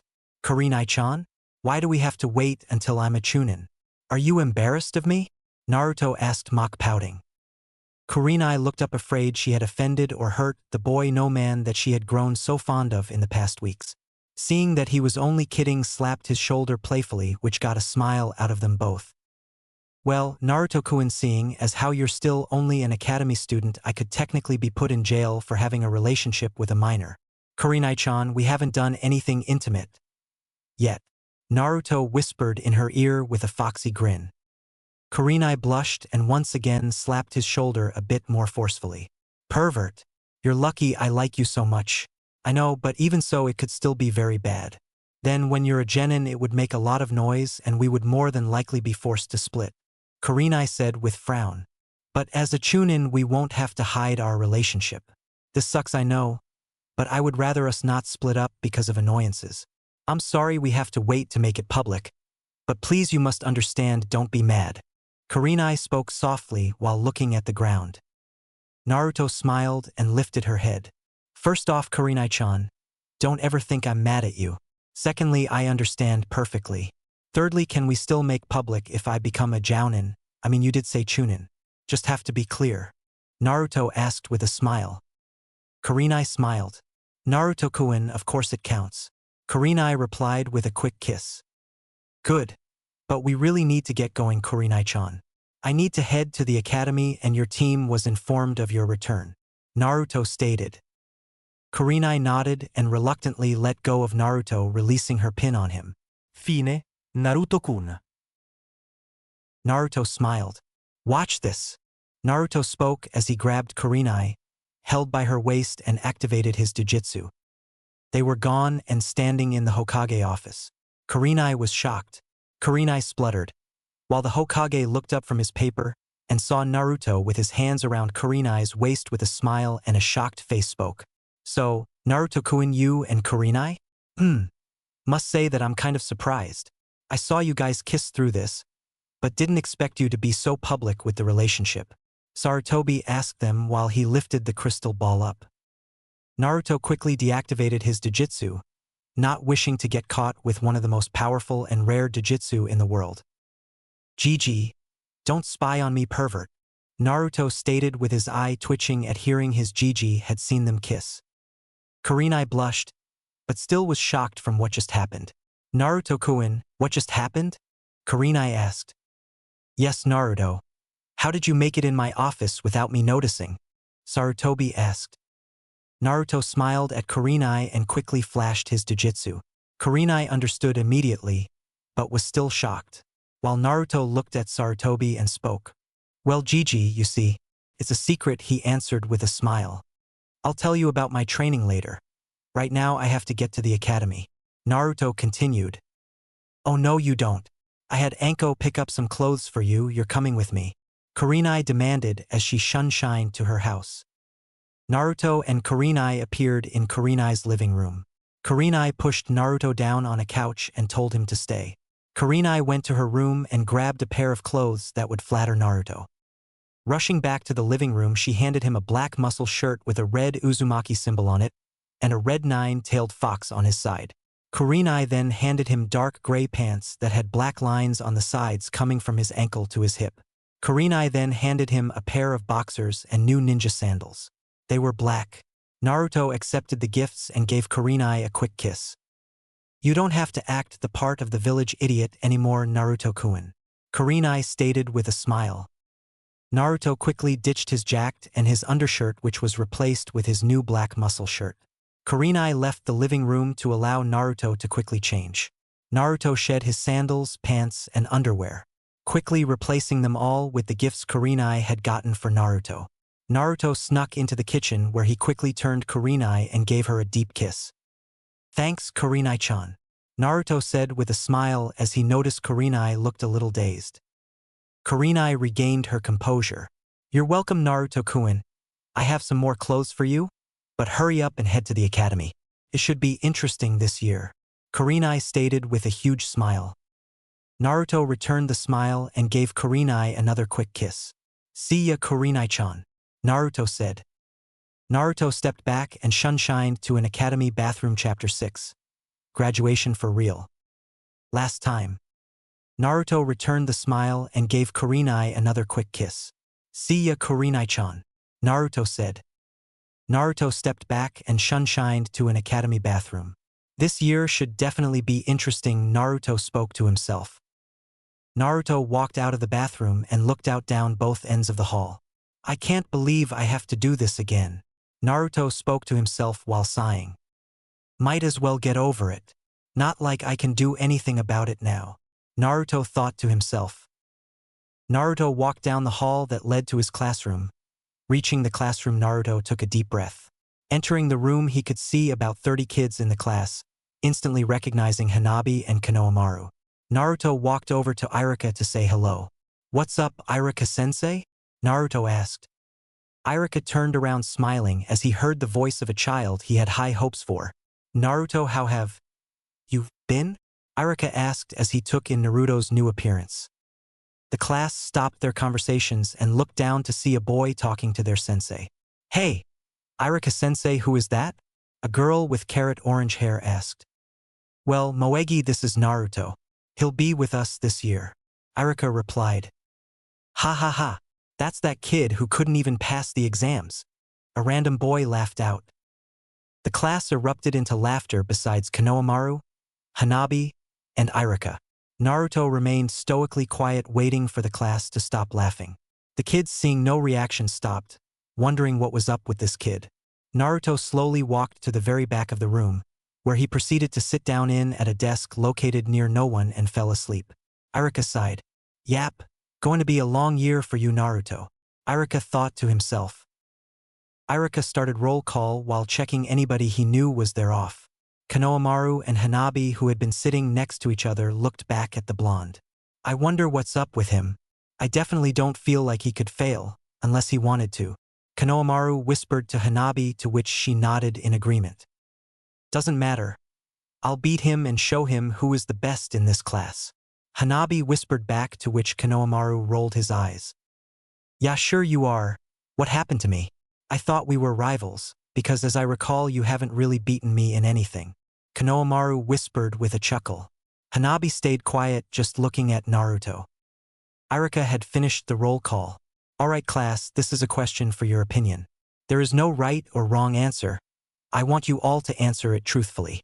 Irika stated loudly so everybody could hear. Who do you think is the most powerful Hokage? Irika asked. Irika got many answers, mostly the third or the fourth. Hanabi answered fourth, in which Irika sighed, and then Konohamaru answered third, which was expected, but Irika still was disappointed. The point of this question is to get them to think about the question and discover what makes them strong and weak. No Hokage is truly stronger than the other. Sure, the fourth is clearly more powerful than the second, but the point is if you were to all put them in their prime, they would all have different advantages, but ultimately it would all come to play out on what type of terrain they were fighting on and what mindset they were in. Irika thought to himself, hoping that one of his students would get it. Irika was hoping that is would be Hanabi or Konohamaru, as they are the most promising academy students they have, but alas, he was disappointed. That is until he got to Naruto. Alright Naruto, who do you think the strongest Hokage is? Irika asked. Naruto looked to be asleep, and Irika was about to yell at him, until he heard Naruto speak. That is a completely opinion-based answer, as you said. But the question is kind of dumb. All the Hokages have something special about them. For the first it was his wood ability, for the second it was him being able to manifest water from the water molecules around him, for the third it is how cunning and ninjutsu powerful he is, and for the fourth it was his Hiraishin and Rasengan, in which he is usually named the most powerful. I for one do not believe that any are stronger than the other. They all have their flaws and strengths. If you know how to expose those flaws, then even the mightiest could fall. Therefore, unless you know how strategy-driven each Hokage was, you don't know who truly was stronger. Naruto answered with him, peeking a look at the class, then resting his head on the desk again. Irika sat there shocked. What the hell? Irika shouted in thought. Very nice answer Naruto. Irika told Naruto. The class was staring wide-eyed at Naruto. Naruto just confirmed Konohamaru's and Hanabi's suspicions. No way an answer like that came from a dead last. Hanabi whispered to Konohamaru as he nodded. Naruto stayed motionless. Narumi-chan, how are you today? Naruto asked. Narumi smirked. Well, Naruto-kun, kind of boring until you just shocked the class. Ha ha ha ha ha. Did you see their faces? They looked like you grew a second head. Ha ha ha ha ha ha. Narumi rolled around in her cage, laughing like a mad person. Wiping a tear that had come from excessive laughing, Narumi got serious. Naruto-kun, you know that you are only supposed to somewhere near the middle of the class. So don't be getting all philosophical on the class. Oh, by the way, I think it will be easier if you just sleep in the class and ace the exam finals. That way you'll be the dead last, but easily make it through. Narumi gave her advice. Oh, come on, Narumi-chan. Why can't I just the rookie of the year? I'm sick of holding back, Naruto declared. Narumi just sighed. Naruto-kun, I know that you hate holding back so much, but you truly can't show how powerful you are. How is it going to look when Kurenai is looking for you and finds that you were kidnapped? Do you want Kurenai to be all alone?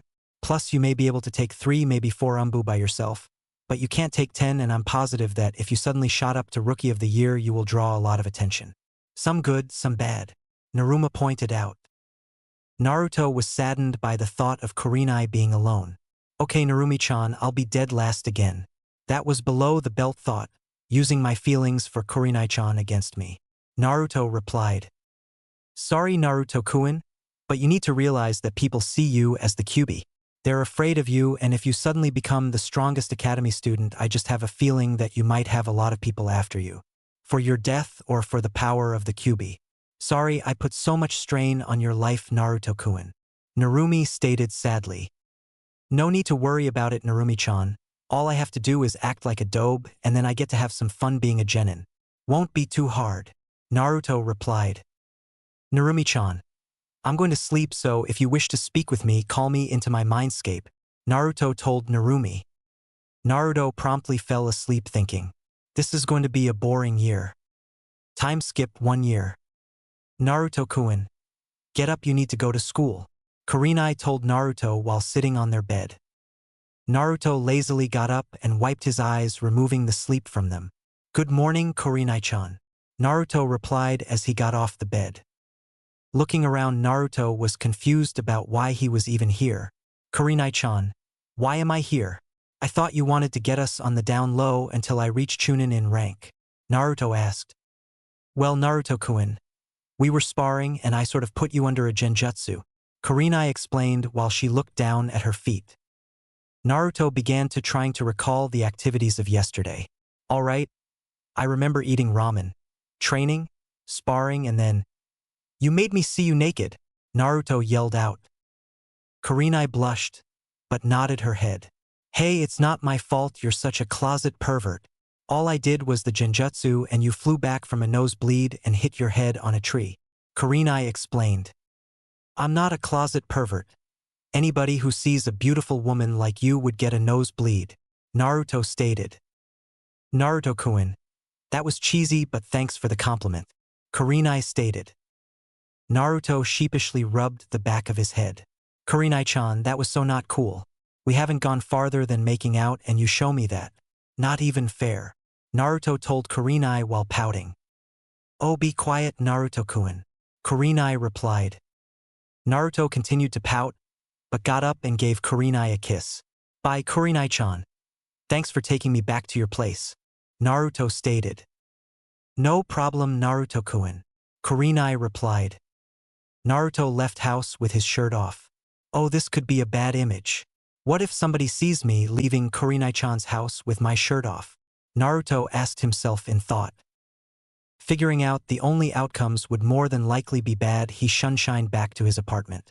Naruto quickly went to his bathroom where he proceeded to take a quick shower and do the morning rituals. Naruto stepped out of the bathroom with a towel wrapped around his waist. Oh shit! I'm going to be late, Naruto yelled at himself. Naruto quickly got dressed, pulling on the clothes he got from Kurenai. Once done, he quickly shunshined into bathroom and ran out like a madman. Shit! Going to be late, going to be late, going to be late, Naruto yelled to himself in thought. Naruto entered the classroom with 10 seconds to spare. Oh, good to see you, Naruto, Irika told Naruto. Naruto nodded and walked to the back of the classroom. Alright, class, today is the graduation exam. I wish you all luck and know that you always have next year to graduate, Irika yelled loud enough for everybody to hear. Irika passed out all of the tests and was standing in front of his desk. Alright, class, you'll have 50 minutes to complete this test. Begin, Irika yelled. Everybody quickly started the test, that is, except Naruto, who lazily began it looking bored. 1. Easy first Hokage. 2.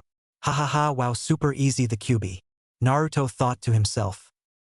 The test went on like that for Naruto, and within 20 minutes he finished the test and walked up to the teacher's desk and handed it in. Walking back to his desk, he proceeded to fall asleep. 30 minutes later. Alright, class, pencils down and turn in your test if you haven't already.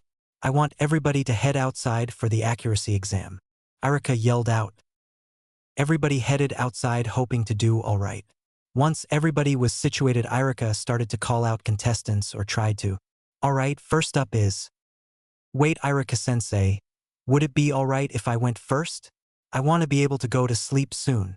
Naruto explained the reason why he wanted to go first. Irika's sweat dropped, but allowed him to go. Alright, Naruto, go ahead. Naruto casually walked up to the kunai which were supplied for the exam and threw them all at the training dummy, all hitting the bullseye. How was that, Irika-sensei?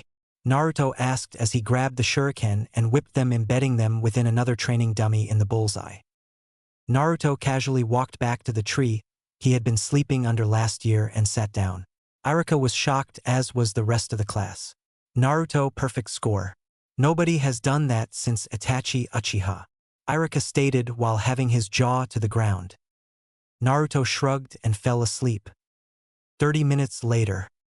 Alright, class, time for the taijutsu portion of the test, Irika called out. Everybody headed over to the sparring arena. Hanabi and Naruto, please step forward, Irika yelled out. Naruto walked to one end of the arena while Hanabi walked to the other. I want a clean fight, no ninjutsu, strictly taijutsu, Irika stated. Hanabi nodded while Naruto looked bored. Hey Hanabi-chan, I have a deal for you, Naruto called out. Hanabi looked mad. Don't call me Chan Yu Dobe, Hanabi screamed. Alright, fine Hanabi, if you can hit me twice I'll never try to be a ninja again, Naruto told Hanabi. The class was shocked. This was a Hyuga, a taijutsu specialist. Nobody could not get hit by one. Hanabi smirked. Alright, but what do you get? Hanabi asked. Like I said in the Hokage's office the day we met, I just want you to tolerate me, Naruto stated with a shrug. Alright, I get to rid Konoha of a dead last and prove to everybody I'm the strongest student in the class, Hanabi stated. Oh what? You still mad when I showed you up in that debate? I mean come on, that just knowledge. You can't win at everything, Naruto stated lazily as he sat down. What are you doing? Irika asked. Just begin, Naruto replied. Irika shook his head, wishing Naruto a clean and swift death. Begin, Irika yelled out. Hanabi was seething with rage from the debate being brought up. As soon as the match started, Hanabi sprinted towards Naruto. Naruto remained sitting watching Hanabi. Hanabi went in with the Hyuga family taijutsu stance, causing Naruto to smirk. Just as Hanabi was about to land a blow, Naruto used his hands to push himself off the ground and fling himself backwards. Getting into a stance, he shocked his teacher and Hanabi. You shouldn't. Tino the snake taijutsu stance, Hanabi yelled out. Naruto laughed. Ha ha ha ha ha, you think I used the snake taijutsu? No, I used something much more deadly, Naruto replied with a grin, causing Hanabi to lose her temper even more. Rushing at Naruto, she went in for a kill shot. Irika saw this and was about to move until he saw he would be too late. What shocked him is that Naruto grabbed Hanabi's wrist and flung her over his head, making her hit with the arena's floor hard. TSK. Hanabi, you should know better to try and take an opponent head-on, even if it is a dead last like me, Naruto scowled. Don't you criticize me, Hanabi yelled as she got up. Naruto appeared behind Hanabi and wrapped an arm around her waist and wrapped his other arm around her neck. Naruto spun in a 360 motion and jumped into the air. Falling back down while spinning, he stopped and made Hanabi cushion the fall. Irika-sensei, I suggest you call the match, Naruto called out. Naruto got up and picked up Hanabi bridal style. W. Winner is Naruto Uzumaki, Irika yelled out. The class was silent as Naruto parted through the crowd with a beat-up Hanabi in his arms. Naruto sat down against his favorite tree with Hanabi in his lap, her head leaning on his shoulder. Naruto, get me off your lap now, Hanabi whispered furiously. Listen to me, Hanabi, you must stay still. I am going to do a healing jutsu on you. I'm sorry, but it seems I broke your arms when we impacted, Naruto explained. Naruto began to the healing jutsu. The jutsu was red-colored and slightly frightened Hanabi, but she quickly got over it as the pain in her left arm was receding. Thank you, Naruto, Hanabi whispered. It's not a problem, we're both going to be Konoha ninja, so we might as well help each other out, Naruto whispered back. Hanabi got nervous. Naruto, can I get off your lap now? Hanabi asked. Wow, the daughter of Lord Hyuga is not acting like a noble? Why is that? Is it because you're sitting on a boy's lap? Naruto teased. Hanabi blushed and slid off of Naruto's lap. Shut up, Hanabi whispered. Hanabi's blush receded and she got to thinking. Naruto, why are you the dead last? I mean, I don't know you very well, but you are far stronger than you appear, Hanabi whispered. Naruto sighed. Ah, so you noticed. I'll explain it to you if we become good friends. Other than that, I can't tell you, Naruto whispered. Hanabi looked sad. Naruto, I'm sorry. Hanabi stated. Hanabi, what are you sorry for? Naruto asked, confused. Well, for everything. I have belittled you this year, scolded you for acting dumb, and finally I'm sorry for calling you dead last all those times. Hanabi whispered quietly. Naruto, I just don't know how to deal with new people who want to be my friend. I grew up in the Hyuga compound. I only have one friend and that's Konohamaru. Hanabi spoke quietly. Hanabi, it's fine. Apology is accepted. Let's just sit here and wait for the next portion of the test, Naruto stated, to which Hanabi nodded in agreement. 40 minutes later. Alright, class, it's time for the ninjutsu portion. Head inside, Arika yelled out. Hanabi and Naruto headed inside where they sat together in the back of the class. Konohamaru looked around the classroom and spotted Hanabi with Naruto, walking to the back of the classroom with a confused look on his face. Hanabi, I thought you hated Naruto? Konohamaru asked. No, I don't, Konohamaru. I don't know. I think we're friends now. Are we friends, Naruto? Hanabi asked hopefully. Naruto turned to Hanabi with a smile. Of course we are, Hanabi. Naruto exclaimed. Hanabi and Konohamaru both smiled. Hanabi for getting a new friend and Konohamaru seeing that Hanabi made a new friend. Konohamaru, how did you do? Naruto asked. I did all right. I won if that's what you're asking, Konohamaru stated. Naruto gave a thumbs up and a smile, while Hanabi just gave a smile. Nice, Naruto stated. Arika walked into the classroom to see Konohamaru sitting down by Naruto with Hanabi on the other side of Naruto. Smiling, Arika called out, Naruto Uzumaki, you will be the first up, for the Hokage sent a messenger and he wishes to talk to you. Arika yelled out. Naruto got a confused look on his face, but headed down to Arika. All right, Arika-sensei, let's get this going, Naruto exclaimed with enthusiasm. Arika smiled and nodded. All right, Naruto, just do the Henge no Jutsu, the substitution jutsu, and the clone jutsu, Arika told Naruto. Naruto nodded and started with the Henge no Jutsu. Going through hand signs quickly, Naruto yelled out, Henge no Jutsu. In Naruto's place there stood the third Hokage.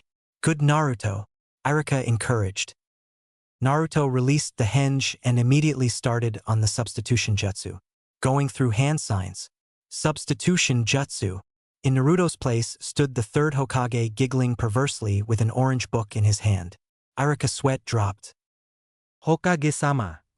Arika called out. The Hokage looked up and blushed. Oh, Arika. How are you today? Sarutobi asked. Hokage-sama. I never realized that you were a closet pervert, Arika stated. Sarutobi's sweat dropped and was about to respond, but was replaced with Naruto. So, Arika-sensei, how did you like my closet pervert grandfather? Naruto asked as Konohamaru burst out laughing. Naruto smiled and rubbed the back of his head. Naruto, don't do that again, please, Arika pleaded. Naruto nodded his head and started on the clone jutsu. Clone jutsu, Naruto yelled out, which produced two sickly-looking clones. Arika and Naruto sweat dropped. Arika was about to fail him until Naruto screamed out, Oh, fuck this. Naruto put his hand in all too well-known hand sign. Shadow clone jutsu, Naruto yelled out, and there stood 20 Narutos. Arika gasped. No way, Arika yelled with his jaw almost touching the ground. Alright, Arika-sensei, I'll just take this and be on my way, Naruto stated as he released the clones and grabbed the headband. Naruto ran out of the classroom. Arika just stood there in shock. Eventually he came back. Alright, Hanabi, you're up, Arika yelled out. Naruto was out of the classroom and down the street until he slowed down to a walk. Naruto looked down at the headband and gave a huge fox-like grin. Finally, Naruto thought to himself. Naruto placed the headband up to his forehead and tied it. Now then, what could Gigi want with me? Naruto asked himself previous.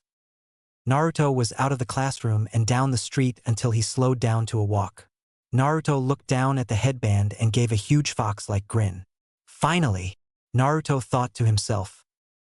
Naruto placed the headband up to his forehead and tied it. Now then, what could Gigi want with me? Naruto asked himself. Naruto-kun. What the hell? You just had to make 20 shadow clones, didn't you?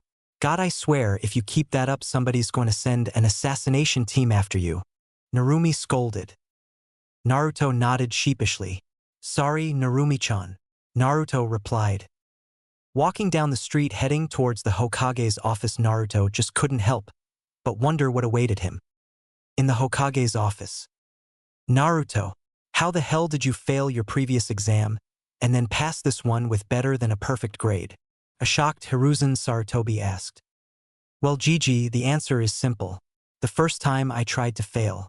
Read the report. I didn't answer any questions on the written exam, instead apologizing to Irika-sensei for not trying. I refused a perfect score from Irika-sensei for putting my shuriken and kunai in a perfect X, and I refused to attempt the ninjutsu portion of the exam. Naruto replied. Hiruzen's initial thought was, well, you tried to fail? Why the hell would you do that? But then he calmed himself before asking, why would you do that, Naruto? Were you unsure you really wanted to become a shinobi?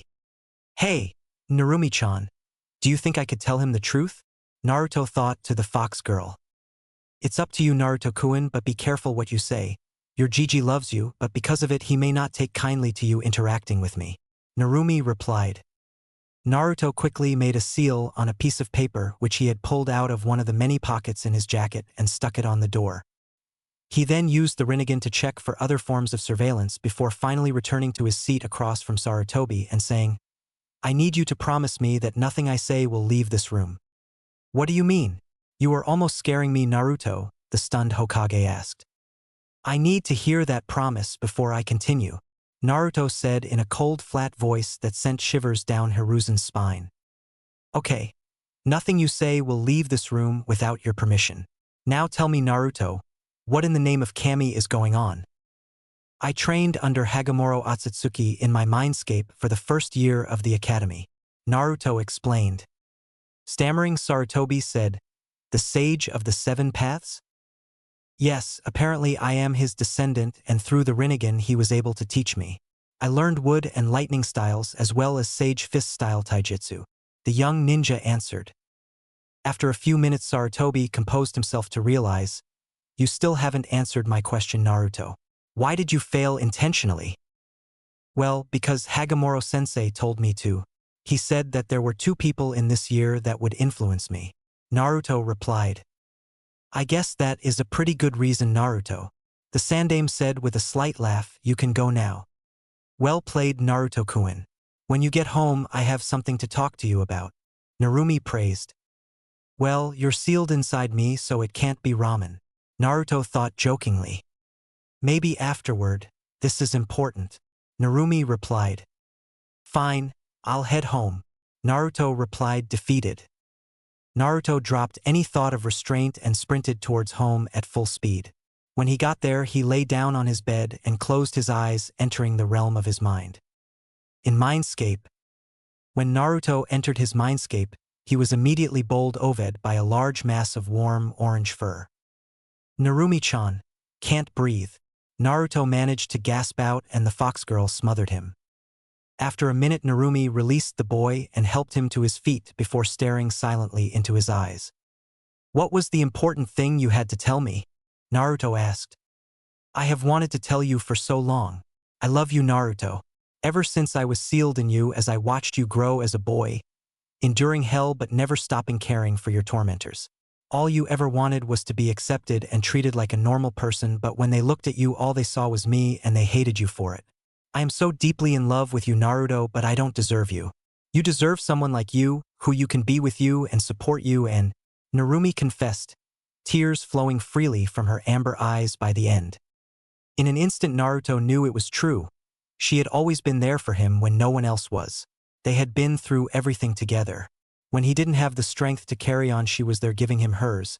When he was at his lowest and just wanted it all to end, she had rescued him. She was always there even when he didn't know it. Ichi placed a finger over her mouth to stop her and said, if you ever say that you are not good enough for anything again, I will find a way to get Hagamoro-sensei down here and design a training regimen for you that will make you wish you were in hell. But Narumi started. No buts. I will not let a woman I love and respect degrade herself like that. If anything, it is me that doesn't deserve you. You have always believed in me, even when I did not believe in myself. Do you understand me? Naruto interrupted. Narumi just nodded and started crying harder as Naruto pulled her in tight, letting her cry on his shoulder. Time skip 1 month in Takamagara. The kami were all assembled in the main hall of Takamagara for council. Now that that issue is taken care of, I would like to bring up the subject of the life of a certain mortal, Naruto Uzumaki Namikaze. Amaterasu, the sun goddess, stated, his life has been a living hell. He has been beaten within an inch of his life, even taking into account his Uzumaki regeneration. He always stands up for what is right even if it means fighting an ex-shinobi 3 times his size. In that same incident, his best friend was accidentally killed by her own father for being friends with Naruto. Even after all this, he holds absolutely no malice towards those who have hurt him. Finally, he has been an orphan since he was an hour old.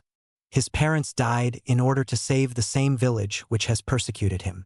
His father sealed half of the Kyuubi no Kitsune into him.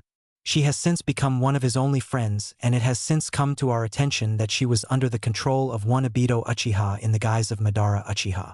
We have messed up majorly and we need to rectify our mistakes. For this I have a few propositions. First, I propose that the other half of the Kyuubi's power be restored unto her, so she can better assist Naruto. Secondly, I propose that Naruto's be brought back. The goddess concluded. Susanoo, the storm god, spoke next. To complete formalities, motion to vote on said propositions as one bill. Seconded, another god said. All in favor? A minor god who was acting as presiding officer said. All of the major gods raised their hands for the formality. Motion passed. All in favor of passing the bill? The presiding officer said. For the first time in history, the vote was a unanimous yes. With Naruto in mindscape. Naruto was standing next to Narumi after having added a meadow and a yellow ranch-style house with white edgings, terracotta color shingles, and a red door for her to sleep in when suddenly Narumi started glowing crimson. Narumi, you're glowing, Naruto exclaimed in surprise. Thank you, Narumi said. No, you are literally glowing, Naruto replied. At that moment Narumi felt a huge surge of power. Apparently the kami have decided to give me back the other half of my power, she exclaimed excitedly. What do you mean the other half of your power? Naruto asked confused. When your father sealed me into you, he also sealed half of my power into himself just in case the seal ever broke, and I was still under the power of the Uchiha's Genjutsu. Narumi explained. That's great, I guess, but why now? Naruto said skeptically. Good question, Naruto. Narumi agreed. Then they both heard a knock on the door outside his mindscape. You had better get that, we can celebrate later, Narumi said. In Naruto's apartment. There was a second loud knock at the door. I'm coming, Naruto yelled. When he opened the door, he thought he was under some kind of genjutsu. In front of him was the fourth Hokage and a red-haired woman he had never seen before. Instinctually, he tried to break the illusion but failed. Who are you and what do you want? I know that you look like my parents, but they died 14 years ago, Naruto asked, his hand falling to his kunai. I was hoping that the person we asked was thinking of a different Naruto or had told us the wrong address. The Yondaime Hokage said sadly, then replied, We are your parents, Naruto. You can't be. My parents died when Narumi was forced to attack the village, Naruto retorted. Yes, we did, Kushina replied. But then the kami resurrected us to make up for your terrible life so far. If you don't believe that it is really us, tell Narumi that I was the scroll and she was the kunai sealed within. Though a kunai can save a life as easily as it can take one, Minato instructed.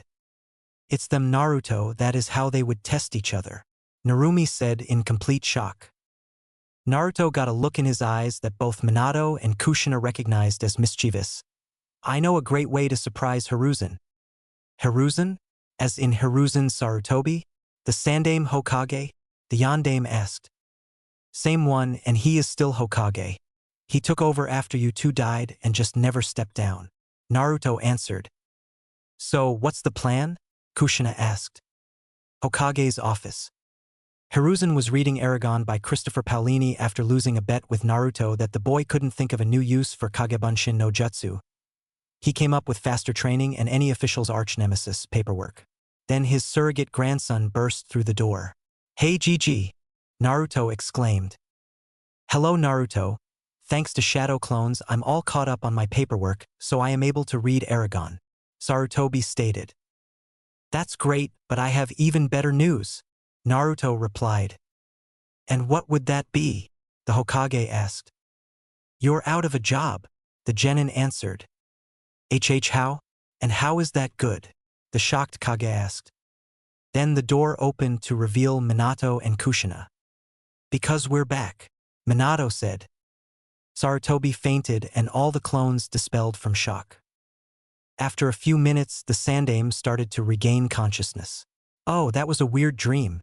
I wish it could be true, but… Sarutobi stopped mid-sentence when he opened his eyes and saw the other occupants of the room. Minato? Kushina? Please tell me this isn't just one of Naruto's terrible pranks and you are just hinged shadow clones. Nope. Not a dream or a genjutsu either, we are really back. Kushina answered. But how? A completely confused Sarutobi asked. Long story short, Naruto's life has sucked and the gods decided to make it up to him, and resurrecting us was one part of that.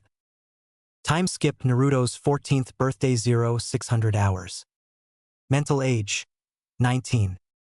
Good morning Kit, happy birthday, Narumi said.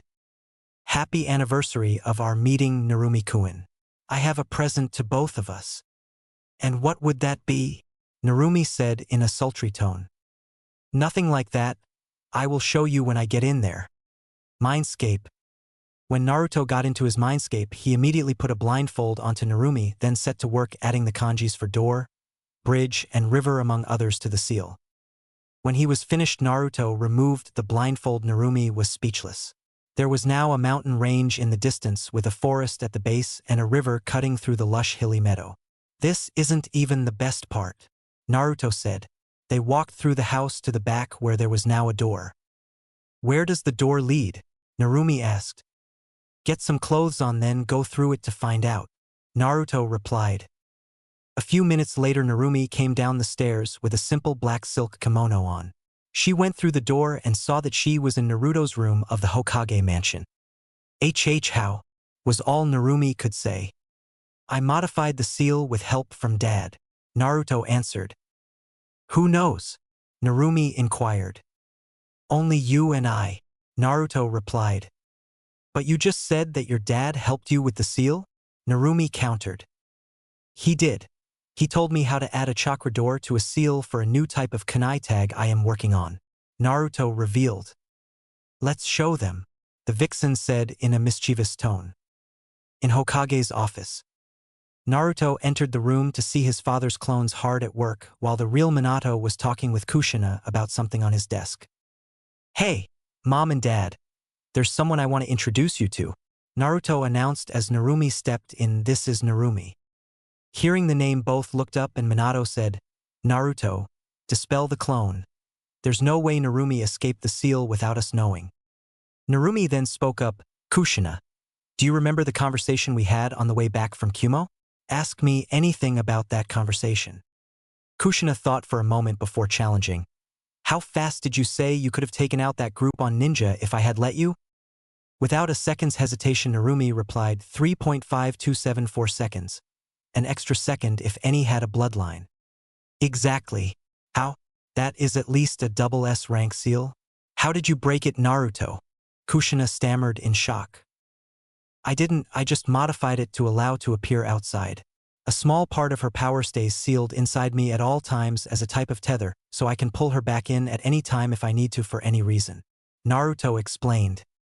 Time skip, 2 days team assignments. Naruto was only half listening to the team assignments until he noticed, hey Narumi, they skipped Team 7. It's probably nothing, Narumi remarked sleepily. Then Naruto heard Iruka say, most of you are probably thinking that we accidentally skipped Team 7 and that there are way too many genin left for one cell. Both are false. Team 7 will consist of Naruto Uzumaki Namikaze, Sasuke Uchiha, Sakura Haruno, Hinata Hyuga, Alosa Nakagawa, Konohamaru Sarutobi, and Hanabi Hyuga. Their team leaders will be Kakashi Hatake, Anko Mitarashi, Kurenai Yuhi, Kushina Uzumaki, and Minato Namikaze. Wait, that last one has to be a mistake. The Hokage wouldn't personally lead a genin team. No mistake. I will be one of the Team 7's leaders, Minato remarked as he entered. But who will take care of your duties as Hokage? Iruka questioned.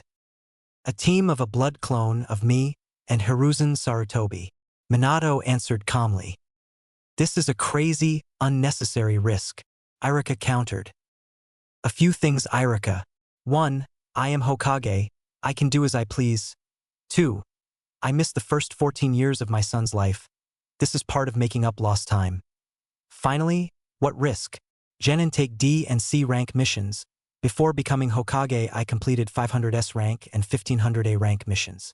Probably the biggest threat we will face is Tora, the cat. Minato countered with Team 7 on Training Ground 10.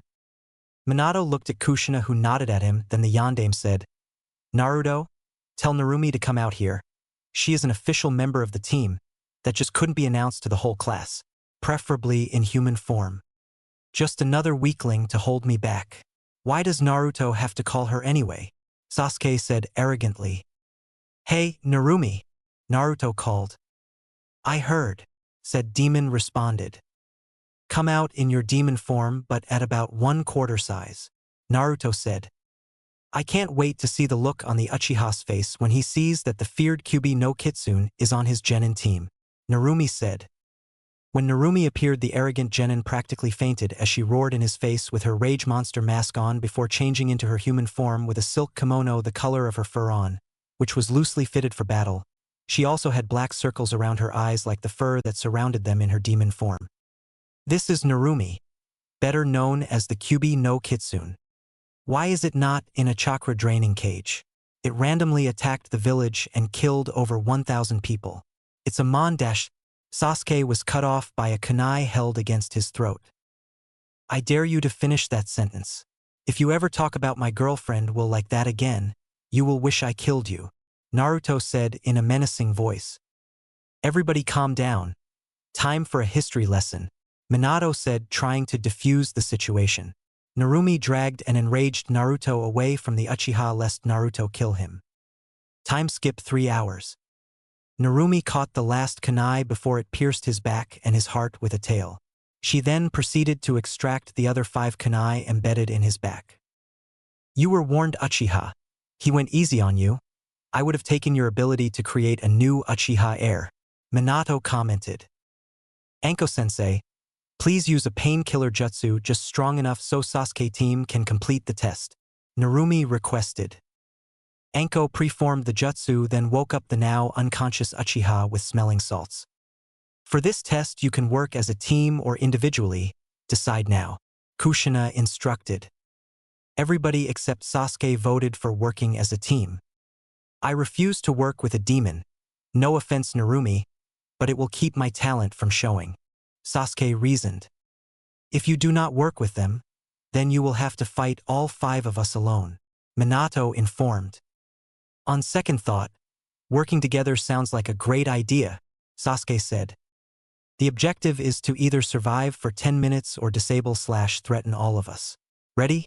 Go, Anko instructed. Naruto and Narumi decided to hold back and see what their teammates were capable of. Alosa lead with her double-sided Kuzurigama, instantly giving the team some breathing room. Then Sasuke used Grand Fireball, which Minato blocked with a water wall. Hinata was unable to get close enough for any gentle fist techniques, so Naruto and Narumi decided to step in. They formed a ball of condensed Yuki, chakra, and nature energy, then said, Objective complete. We have successfully endangered all of you. How so? Minato said before seeing the massive ball of energy. Actually, you pass, just get rid of that thing, he corrected with actual fear in his voice. Time skip 2 months. 3 senior root ninjas stood in a circle speaking under their breaths. The Uzumaki boy has become far too powerful. Something has to be done, the tallest of the group said. Danzo refuses to act. He denies the threat the boy poses, the shortest of the group said. Then we must act on our own. We can incite a mob to chase after him, and if they fail to kill him, we will finish it ourselves, the third masked figure proposed. A sound plan, but we must act quickly before anyone suspects anything, Danzo included. Time skip 0300 hours, 3 a.m. For the first time in 2 years, Naruto was being chased by a mob that was yelling, Die demon! Hoping to lose them, Naruto turned onto a side street. To his horror, it was a dead end. We've got you this time, demon, said the leader who had Naruto backed up to a stack of boxes. We'll see who has who, Naruto said cryptically. Somebody behind Naruto cleared their throat. You want a demon? I'll give you a demon, the person behind him said in a deep and threatening, yet calmingly familiar voice. Naruto looked back just in time to see Narumi change from a 5 feet 9 inches human to a 22 feet 0 inches demon fox. If that's the demon, then Naruto can't be, so we're more demonic than her. One of the villagers concluded, noticing Narumi's lack of male parts. Since you haven't done any physical harm to Naruto-kun, I will let the smart one live. Narumi said sadistically, then proceeded to claw, stomp, or eat each of the members except the one who acknowledged Naruto as human, who promptly ran before the demon changed her mind. YAWWWWWWWNN. I'm going to sleep, Narumi informed Naruto. Naruto started walking, but after a block he heard someone walking behind him. He figured that someone had followed the demon, but when he turned around there was no one there, so he kept walking. After another 2 blocks he heard another noise. This time he activated the 2nd level of his Rinnegan, and when he turned around he saw 3 ninja with plain porcelain masks. Root.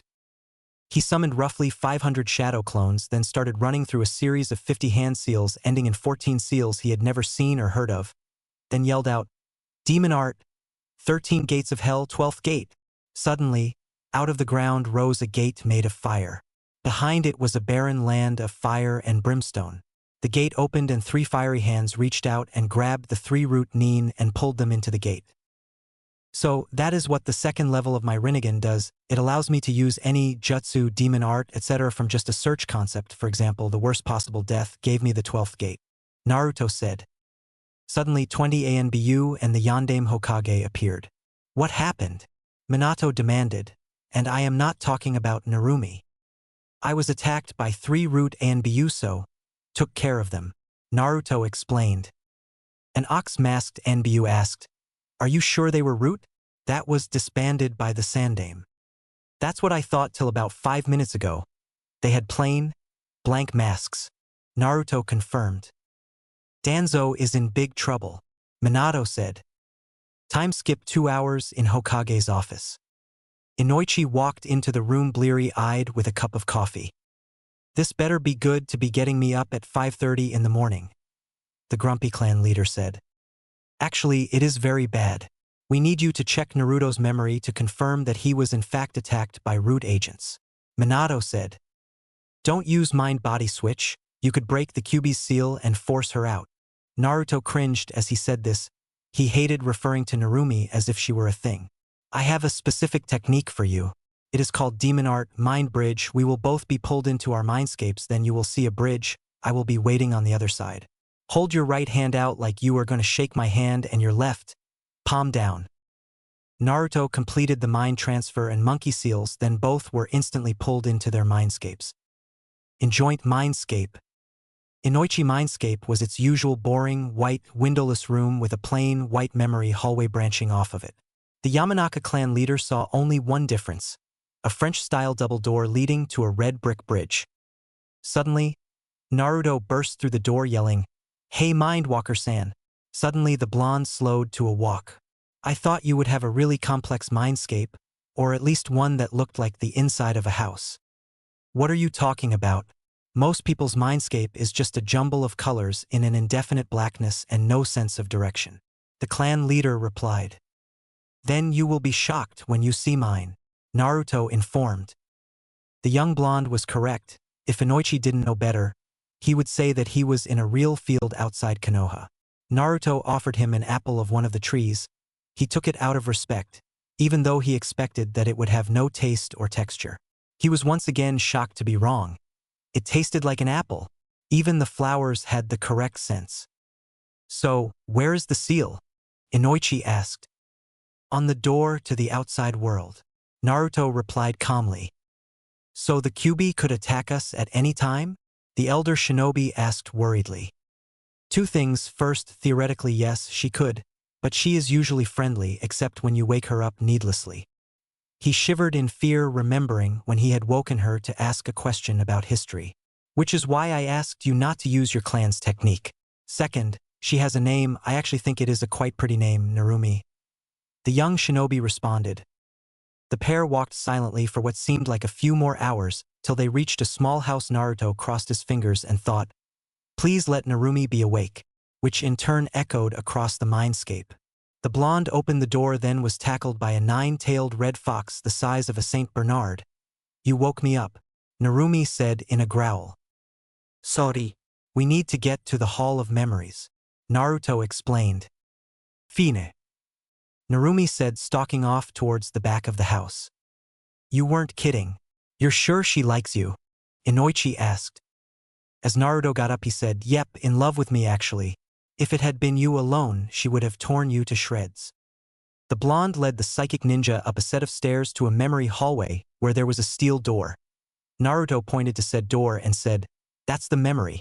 The mindwalker stepped through the door, then immediately stepped out, commenting that those were definitely root. Then Naruto ended the technique. In office. You didn't give me a goodbye kiss, Narumi complained. That's because I thought you were going back to sleep. Come out here if you're staying awake, Naruto explained. About 5 seconds later, Narumi appeared wearing a simple white dress, then Minato walked in. Hokage-sama, I apologize for taking so long, but your son insisted we take the scenic route at a civilian pace. I checked the memory and he was in fact attacked by root agents, sir, Inoichi reported. What are you talking about, taking so long? You were only in there for about 5 minutes. Minato corrected. Who is this kid? He maintains a ratio of at least 60-1 in that complex of a mindscape? Inoichi wondered. I assume we are going to punish Danzo now, Naruto stated. That would be correct, Naruto. Dragon, Serpent, assemble the council for an emergency meeting. Minato ordered. Naruto heard a shunshin signaling that the order was being carried out. Hokage-sama, all the council members will surely be asleep, Inoichi complained.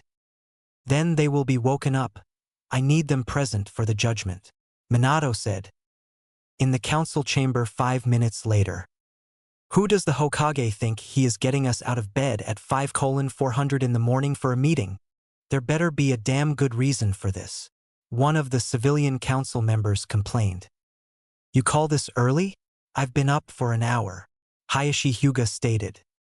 The Hokage entered the room.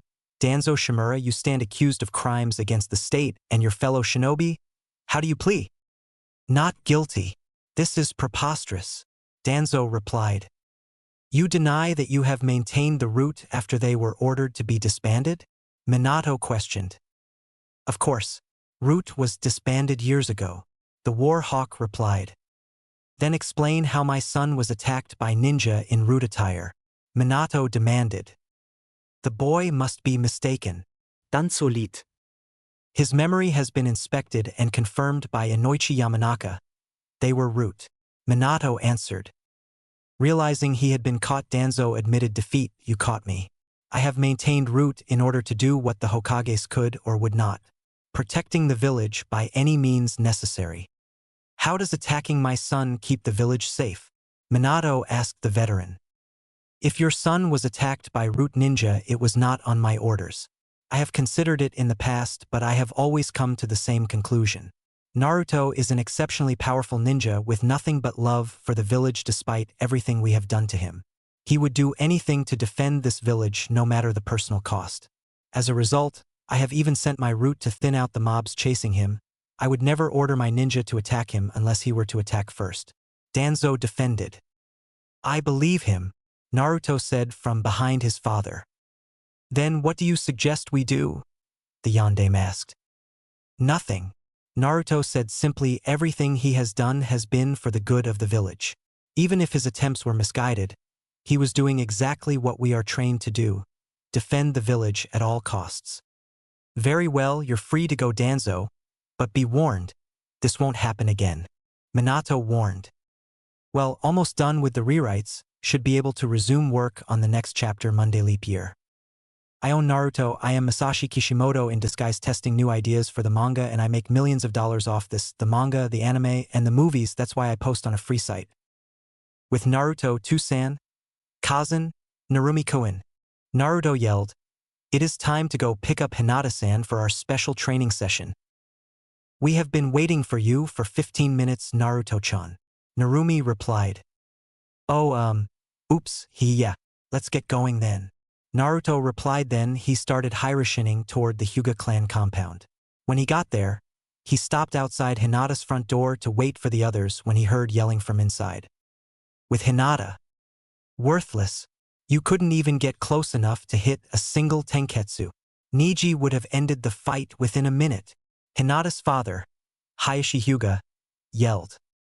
Hinata heard the door burst open behind her, and the look on her father's face changed from anger to terror. "WW, what TTT are YYYU DDD doing HH here?" Hayashi stuttered. "This can't be good. I have never seen father even break his mask, much less stutter. Who could be behind me?" Hinata worried. When she turned around, she saw the Uzumaki Namikazes, including Narumi in her bijou form about the size of a horse. "We were just coming to pick up Hinata for a little extra training until we heard you and got pissed off," Naruto informed angrily. "I challenge you to a duel. If I win, Hinata joins my clan while still remaining a Hyuga, if she so wishes, and you are not allowed to seal her or anything of the like. In addition, you are to continue to teach her the Hyuga clan techniques which she is allowed to teach to anyone she wishes, which applies even if she chooses to not join my clan or chooses to not remain a Hyuga. If however you manage to win, I will teach you Hiroshin, Rasengan, and each of the 13 gates of hell." He finished confidently. "I accept your challenge. Shall we hold the duel in the courtyard right now?" Hayashi replied, having regained his composure. "Sure. Just let's sign a contract so you don't renege when you lose." Naruto insulted. "Okay. But it would be you reneging," Hayashi countered. Then he started to pull out a pen. "Not with your pen, we are signing in chakra, that way if you try to renege you die," Naruto informed while holding out a pen and a contract with a blue, glowing signature at the bottom. "This kid means business. He's using a soul contract," the Hyuga clan leader thought before signing the contract. The group gathered some Hyugas as witnesses and summoned an Anbu to act as a judge. Then they headed to the courtyard. Once there, Kushina and Minato started putting up strengthening and chakra absorption seals on everything. The duel between Hyuga Hayashi and Uzumaki Namikaze Naruto will now commence. This will be a short-range battle. Neither participant is allowed to attack from outside 20 meters. Non-lethal strikes only. The battle will end when one participant is incapacitated, is placed in a compromising position, or forfeits. Begin. Naruto opened by throwing down hundreds of Hiroshin kunai and summon logs with would release. Short-range combat. An interesting choice considering I am a taijutsu specialist, Hayashi commented. Not really, considering that I know every nin dash, gen dash, tai dash, ken dash, and fuinjutsu ever made, including the ancient forms such as kung fu, tai chi, pancration, and multiple high-level kenjutsu styles. I would have done taijutsu only, but then I would not be able to use Rasengan. Naruto bragged. Then he pulled out a dowel and 2 daggers that changed into a doru, ziphos, and a kopis which he set next to a Hiroshin kunai. And one more thing that no one else uses for battle in this time period, magic. Hayashi's jaw practically broke a seal-reinforced boulder as it dropped. "Are we ready?" Naruto asked, letting his Rinnegan show. Hayashi snapped out of his stupor and activated his Byakugan and dropped into his gentle fist stance. Naruto charged, then preformed a triple front flip and slammed a Rasengan into the gentle fist user's back right on the Byakugan's blind spot, rocketing him into the ground. Naruto then proceeded to hit the only tenketsu he could locate, the one leading directly into Hayashi's hands. Hayashi shunshined with a rose bush across the courtyard. Then he unlocked the tenketsu on his wrists. He leaped toward Naruto, who immediately disappeared in a ball of fire when Hayashi brushed him, burning the gentle fist user in the process. Hayashi saw a tiny futon Rasengan. Right as Hayashi reached to hit the main chakra point leading out of Naruto's chakra core to his upper body, the young blonde Hiroshined away. The blonde unsealed a toy soldier suit of Spartan armor that grew into not-so-toy-like Spartan armor, which he put on, then picked up and sheathed the weapons next to him. Once he was armed, he formed each of the 12 basic hand seals in zodiac order, starting with Dragon, then formed the clone hand seal and yelled, "Multiple true clone jutsu."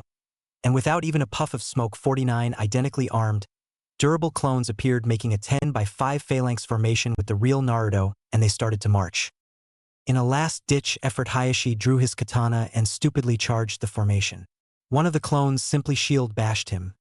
Then it delivered a Spartan kick to the clan leader's chest, and finished by holding his doru to the clan leader's throat. Dead. The real Naruto announced from right behind the clone. Pathetic! You got taken down by the first clone you encountered. Hinata was able to take out my back 2 ranks of 500 clones before I even noticed that the one we were chasing was a shadow clone. Then, she used the confusion to take out more clones till she reduced an army of 5,000 to nothing.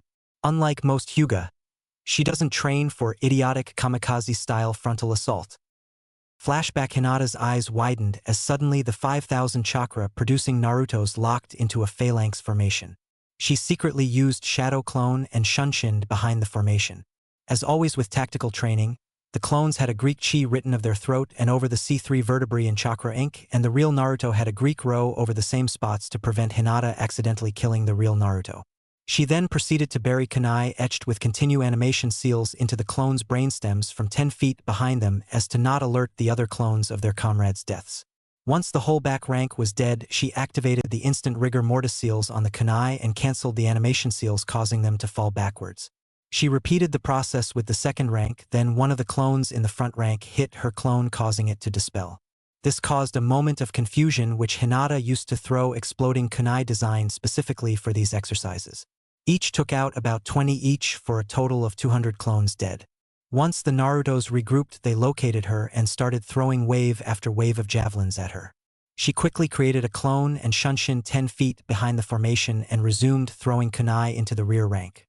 She repeated this process a total of 10 times till there were only 10 Narutos left. She threw a smoke bomb, then silently took out 2 clones with a close-range kunai into the brainstem. She killed another by cutting off all chakra to the brain. 2 more died from a snapped neck.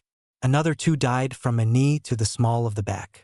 She disposed of the last 2 clones with a chakra-enhanced jab to the back of the neck, severing the spinal cord. She quickly got behind the real Naruto, then held a kunai to his trachea and announced, "Dead." Naruto cormied with a pebble a few feet away but did not drop into a fighting stance. Very impressive. Not even Tusan and Kazan working together could take out the whole formation. Naruto remarked, "Interesting use of Fuinjutsu to hide the clones' deaths with X-Root Junto.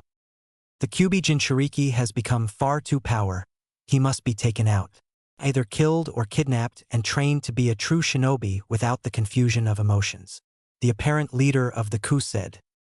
"Agreed. Let us vote on what to do." The second in command agreed. "All in favor of assassinating the Jinchuriki?"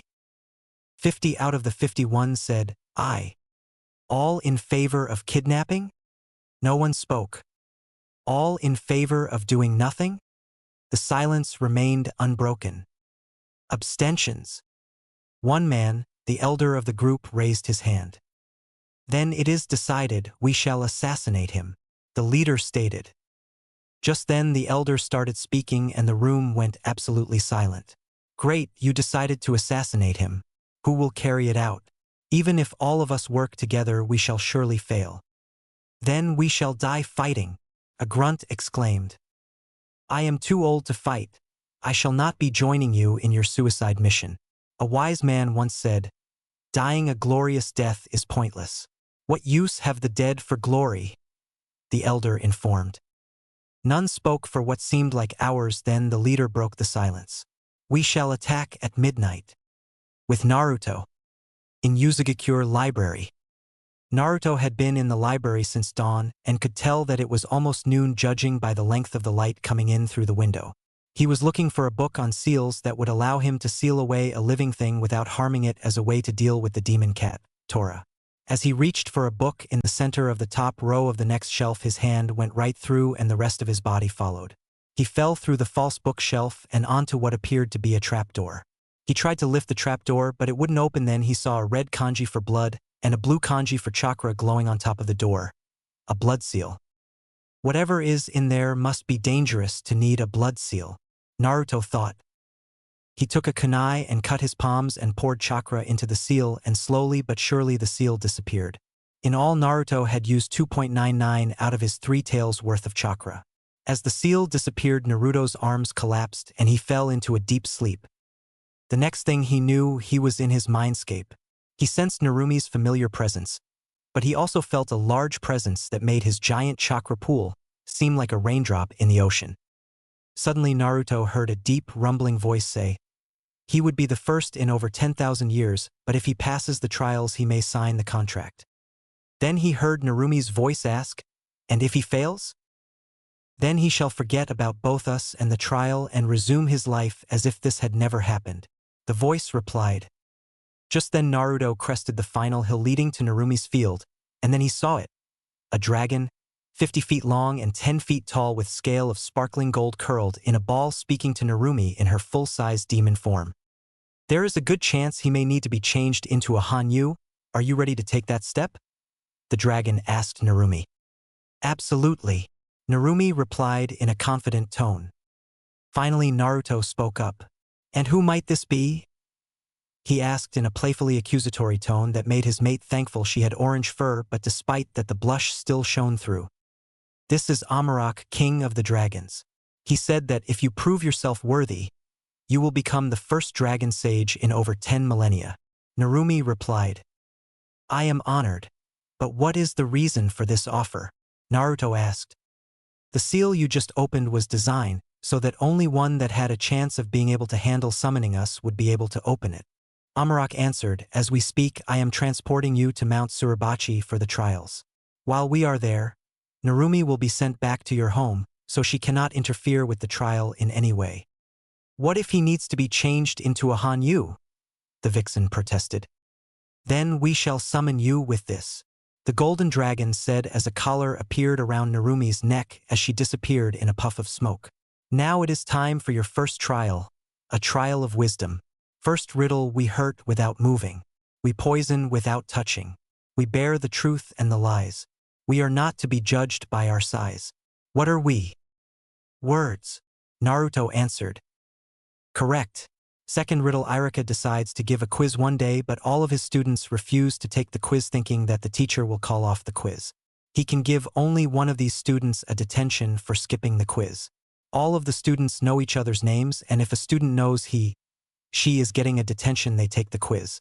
How can he threaten his students with the single detention so they all take the quiz? None of the students know clone jutsu.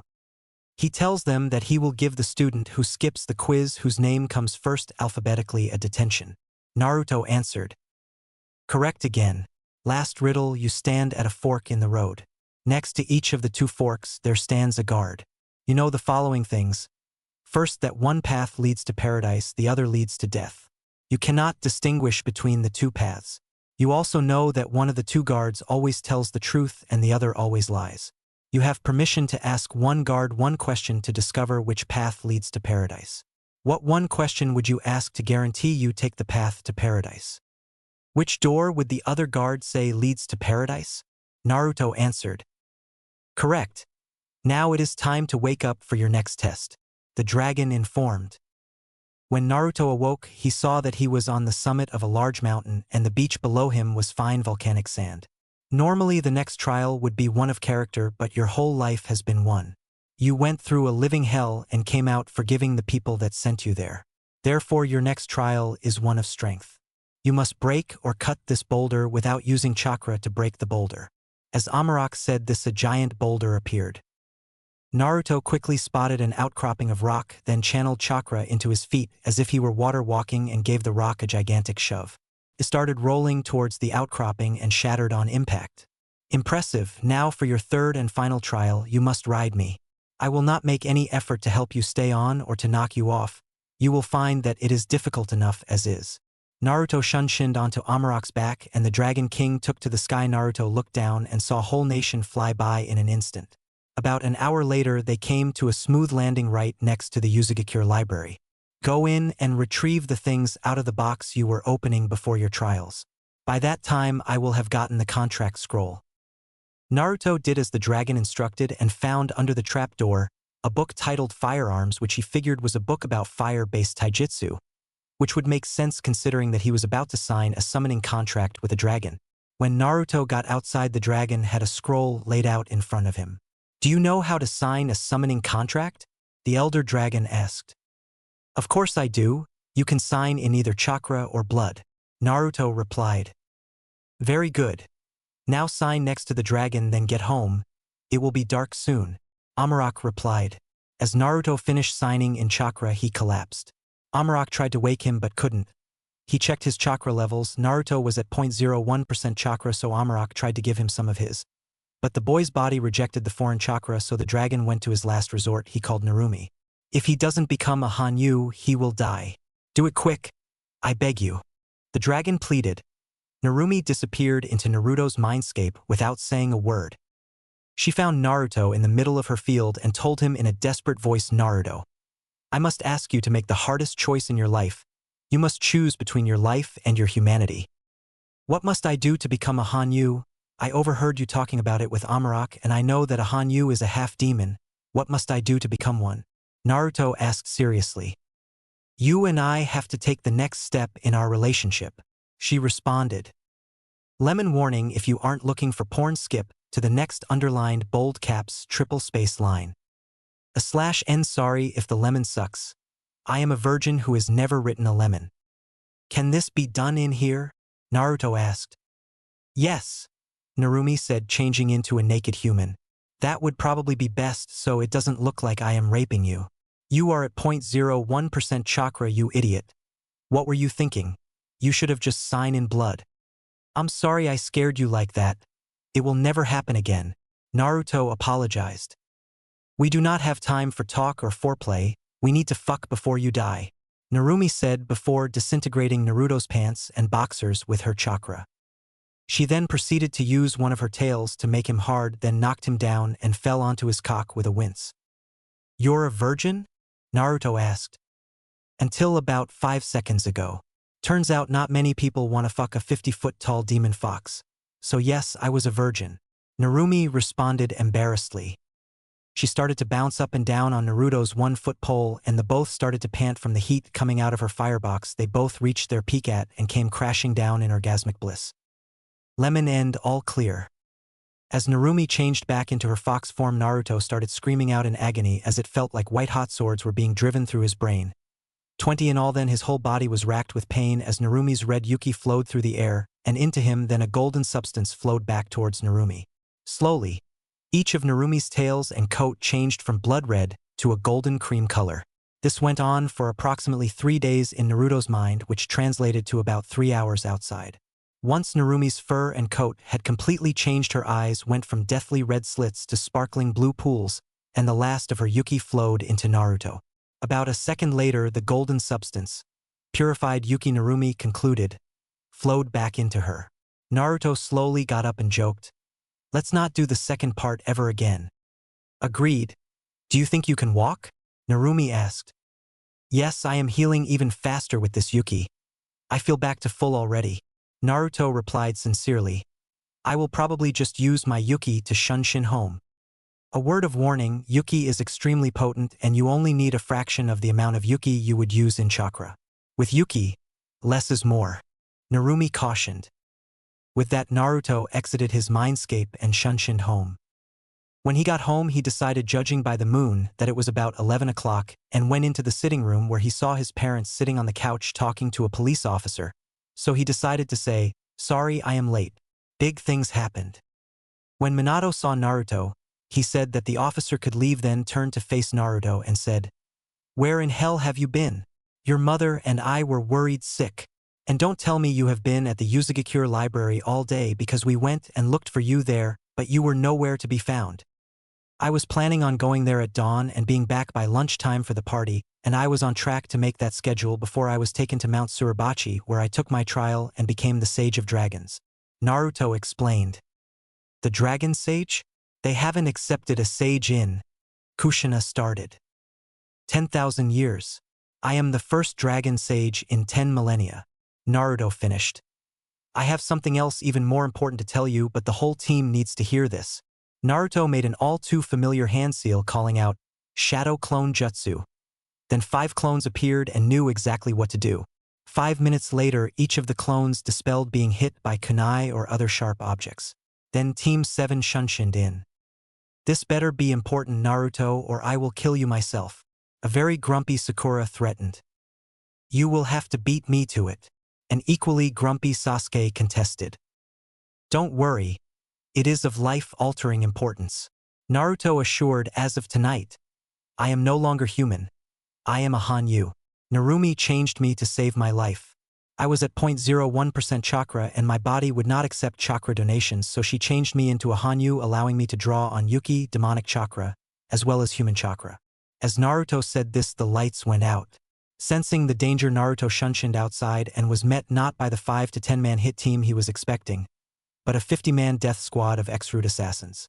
Suddenly a barrage of kunai, shuriken, and senbon rained out of the sky, and Naruto did the first thing that came to mind. He changed into his full-size demon form. With Narumi. The tails, that's impossible. Narumi thought out loud. My eyes, it's too bright. Hinata cried. 20 tails. Minato confirmed. Narumi knew it was true but still couldn't believe what she was seeing.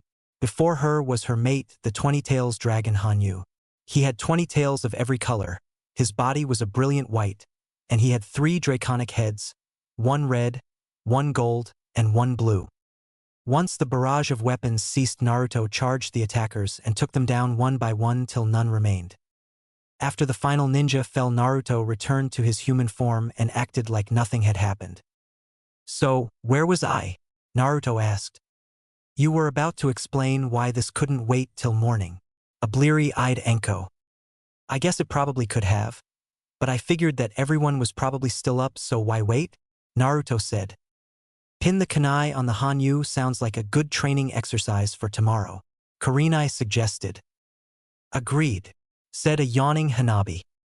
Read and review. Stadeland Day after root attack. Minato stepped out of the council chamber and gave a long sigh.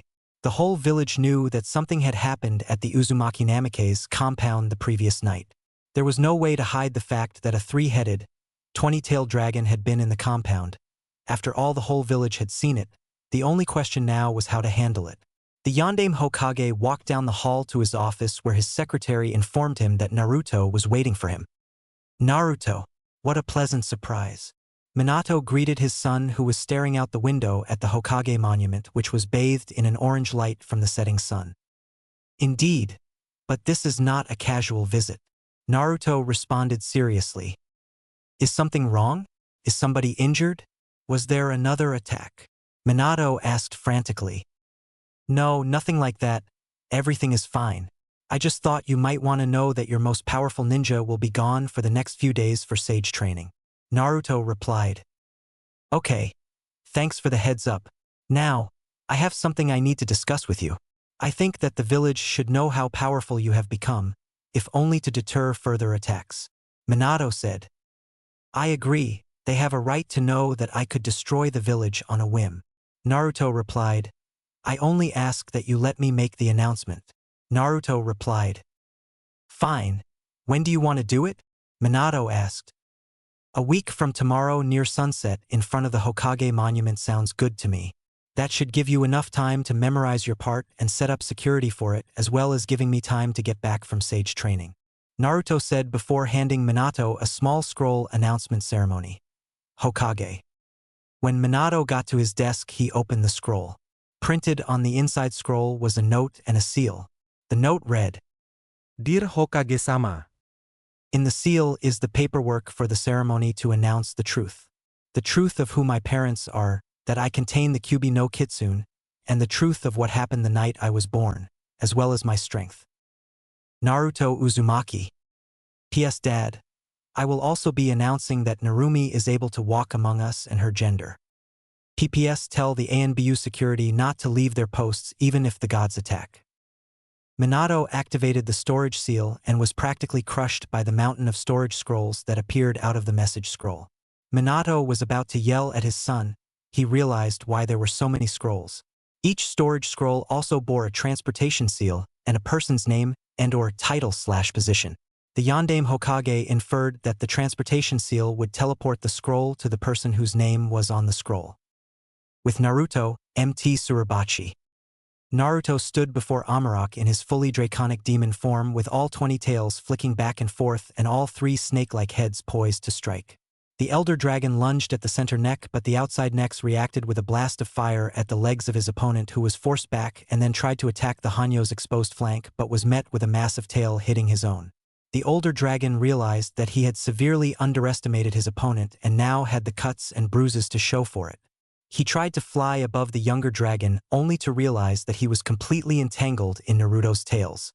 "I cede," he announced, "your heads and tails give you a distinct advantage over any normal dragon. I need to remember to keep the battles in midair in order to win." So what's next? A super powerful Mega Grand Fireball Jutsu that makes the Uchiha version look like a spark? Or maybe an ultimate elemental dragon jutsu?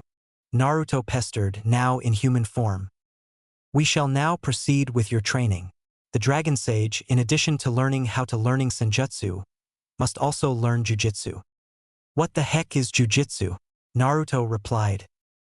"Jujitsu is the lost arts of gunsmithing and marksmanship," the elder dragon explained.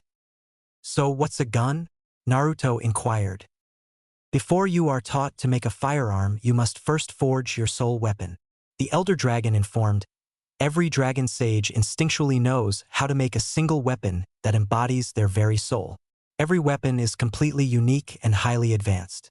Do not distribute them because they do not fire bullets like normal guns, they draw on your chakra," Amarak warned. "So what? I have huge chakra reserves," Naruto commented. "Depleting your chakra reserves is not the problem. As they draw on your chakra to fire, you must be in direct contact with the weapon for it to draw the chakra, and neither a true clone nor a shadow clone will suffice as their chakra is not as potent as yours. That said, that also prevents your enemy turning your hyper-advanced weapon against you," Amarak explained. "So, when do I start and where?" Naruto inquired. "You start now. This island is the site of an ancient battle in what was known as World War II or the Great War. Every world superpower fought for either their ideals, their homes, or world domination. You will find the steel buried in the earth as either human or Hanyu without jutsu of any type," the ancient instructed. 5 hours later. "I found this, it should be enough," Naruto said, dragging an M4 Sherman with a large bullet hole in the front of the turret behind him using his tails. "Yes, that should be enough no matter what firearm you make," the gold dragon replied as he moved a boulder revealing a tunnel. "From here you must continue alone." Before entering the tunnel, Naruto quickly sealed the relic in a scroll. As Naruto entered the tunnel, Amarak replaced the boulder behind him. Instead of pitch black as the Genin sage had expected, the tunnel was bathed in a warm orange glow emanating from other end. On one wall he saw images of ancient battles and the war they were part of. Among them were Waterloo, the Napoleonic Wars, D-Day, World War II, Stalingrad, World War II, Pearl Harbor, World War II, Ardennes Forest, World War I, and Gettysburg, American Civil War. It also depicted scenes of bloodless victories. On the other side was pictures of great tragedies, but also the heroics that kept them from being worse. Among them was the September 11th, 2001 terrorist attacks, including the stories of both civilians and first responders that gave their lives evacuating others in the Twin Towers reckless of their own safety, the forgotten heroes of the Pentagon, and the selfless passengers of United 93 who stormed the cockpit and crashed the plane in an empty field, thus preventing the hijackers from reaching their intended target at the cost of their own lives. Above the archway was written Perceptum ex praeteritus, Ago intendo, labor pro amelior posturis. At the end of the tunnel, Naruto found a forge and knew how to make his weapon. Immediately he set to work and did not stop for 3 days straight. When he finished, he stepped away and collapsed in a deep, deep slumber. When he woke up, on the anvil in front of him was a 6-inch metal cube with a bunch of buttons and knobs. He turned one knob to 105, another to 4000 and a third to mg, then hit a red circular button. With a poof, the cube changed into a minigun on a monopod bolted to the ground with 3 105mm cannon barrels. He fiddled with the knobs and buttons a little while longer, then put it back into cube mode. As Naruto emerged from the cave, he was greeted by the sight of an expansive target range. On a table was a note from Amarak written in his father's hand. "Naruto, practice with your weapon for a little while, then, when you are ready, summon a dragon to take you home. Amarak." The targets on the field ranged from metal silhouettes to reinforced concrete walls to circling automatized tanks, all of which were engraved with delayed repair seals. Naruto twisted a knob on the cube to .302 and another to semi. He pressed a button that said heap, then double-tapped the red button. With a wailing siren and flashing red light, the box morphed into a giant cannon. Naruto aimed the cannon at a stationary tank using chakra, then press a button marked fire. He was instantly deafened by the sound of the gun firing and instantly collapsed, feeling exhausted with all but a 16th of his chakra/Yuki combined reserves being depleted. When Naruto had recovered, he looked where the tank had been, but in its place was a gaping, smoking crater. He made a mental note to only use that mode in extreme circumstances. The young sage pressed a small button on the cannon marked Kuin, and the cannon immediately shrank into a blood-red kunai with a single button marked cube. Good, Naruto thought. That way it is not easily mistaken for a normal kunai. Then the young Hanyu transformed into a dragon and let his sense of direction guide him home. Hokage office. Day of announcement. Time, 1400 hours. Where is Naruto? It has been more than a week since he left. Minato asked the draconic ambassador, a white, wingless, serpentine dragon about the length and width of Minato's arm shoulder to fingertip. Late last night he contacted us to tell us that he was on his way flying under his own power.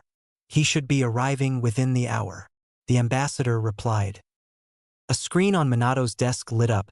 It was a member of the barrier squad, Hokage-sama. We detected a perimeter breach. Where? The Hokage asked. From above, sir, the ninja replied. Just then a shadow appeared in the room behind the messenger and proceeded to throw 10 kunai in various directions, including one right next to the messenger's head. The shadow then pulled down his hood, revealing himself to be Naruto. Had I been an enemy shinobi, you would all be dead and the village would be vulnerable to a sneak attack. Shogi, cards. Everyone except the one at the monitor should be demoted at least. He should get a promotion and a commendation. I came in the size of a sparrow, but he detected me and noticed the giant chakra reserves. So he alerted everyone, but no one tried to raise the alarm and he was the only one to take action. I agree with my son. Minato said, the 9 slackers are hereby temporarily demoted to the rank of genin until the next chunin. The person that reported to me is hereby promoted to the rank of jounin, and he may either stay on barrier squad or he may take on a team of genin. As for you, Naruto, get to my office now. With a poof, Naruto disappeared from the monitor and appeared in Minato's office. Yes, Hokage-sama? He reported. How was your trip? Minato asked. It was great. I learned some mid-air combat stuff as well as how to gather nature energy. I also made this. Naruto replied, showing his father some of the various forms his weapon could take. That's great, son. Now, are you sure that you want to go through with this ceremony? It is completely up to you. Definitely. I don't want to live my life keeping a secret like that. Naruto replied. Okay, if you're sure. Minato agreed apprehensively. You better get home. Your girlfriend is pissed that you aren't back yet. Might want to go in as a dragon considering that you were dating a demon. If I was gone for even a day with Gamabunta, Kushina would be having my head on a stick for dinner, and she's only human.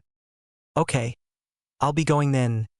Naruto reached the compound and opened the gate and heard, Naruto Uzumaki Namikaze, where the hell have you been? A very demonic voice bellowed. Naruto moved just in time to dodge a Bijudama. I was at MT Surabachi training. I told you before I left. He answered as he took cover by the wall. What do you mean? I woke up and you were gone. Narumi asked, puzzled if slightly calmer. Naruto thought back for a second, then said, that would explain why you only grunted when I came in to say goodbye. Naruto baka, you can be such an idiot sometimes, Narumi said calmly. Naruto hesitantly rounded the corner into Narumi's loving embrace and kissed her deeply. When they broke the kiss, Narumi's soft tails wrapped around him and they stood there staring at each other for a long time till Naruto broke the silence saying, I'd love to stay like this all day, but we have to get ready for the announcement ceremony. Did you get the scroll detailing your part? Yes, I did. Are you sure this is how you want to do this? Someone could get seriously hurt and the villagers might add a dragon hunt to the list of annual activities. Not that they need a reason to hate you. Narumi questioned. I'm sure. I have you, Mom, Dad, Amarok, a few other powerful dragons, and every ANBU member there to restrain me if I get out of control. Naruto answered. Okay, if you say so, I still am not completely comfortable with this. Narumi said. Thank you. I will find some way to repay you. Also, to make up for disappearing for a week, let's go for a nice dinner. Just you and I, before the big reveal. Naruto said graciously. That sounds wonderful, Naruto. How about some special training after the ceremony as your repayment for going along with the ceremony against my instincts? Narumi asked, her tails twitching with excitement.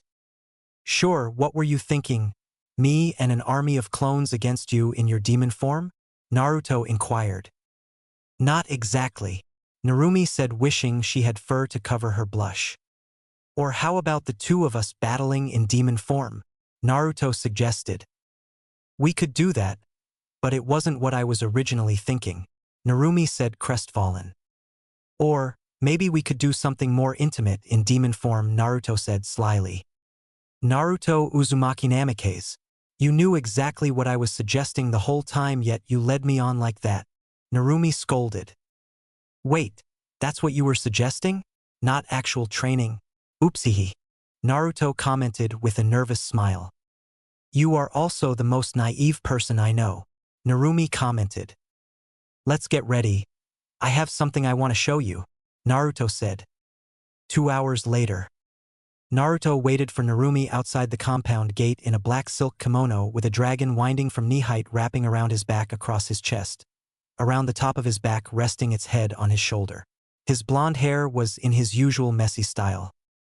He held a bouquet of roses, which he had just grown, in his hand. The gate opened to reveal Narumi in simple, conservative, red silk kimono. Her dark auburn hair was allowed to hang at mid-back and had a single cherry blossom over each ear. Her ovular face was devoid of any makeup with the singular exception of a light coating of deep red lipstick. Naruto stood speechless for a minute before saying, You look stunning. Thank you, Narumi said with a slight blush. Shall we go? We don't want to be late, Naruto said. Let's, Narumi said with a twinkle in her eye.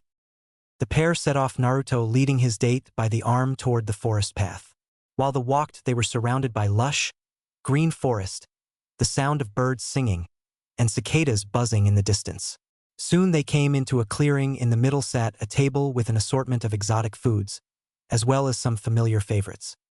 Where did all this food come from? There is no way you cooked all this in 2 hours, Narumi asked.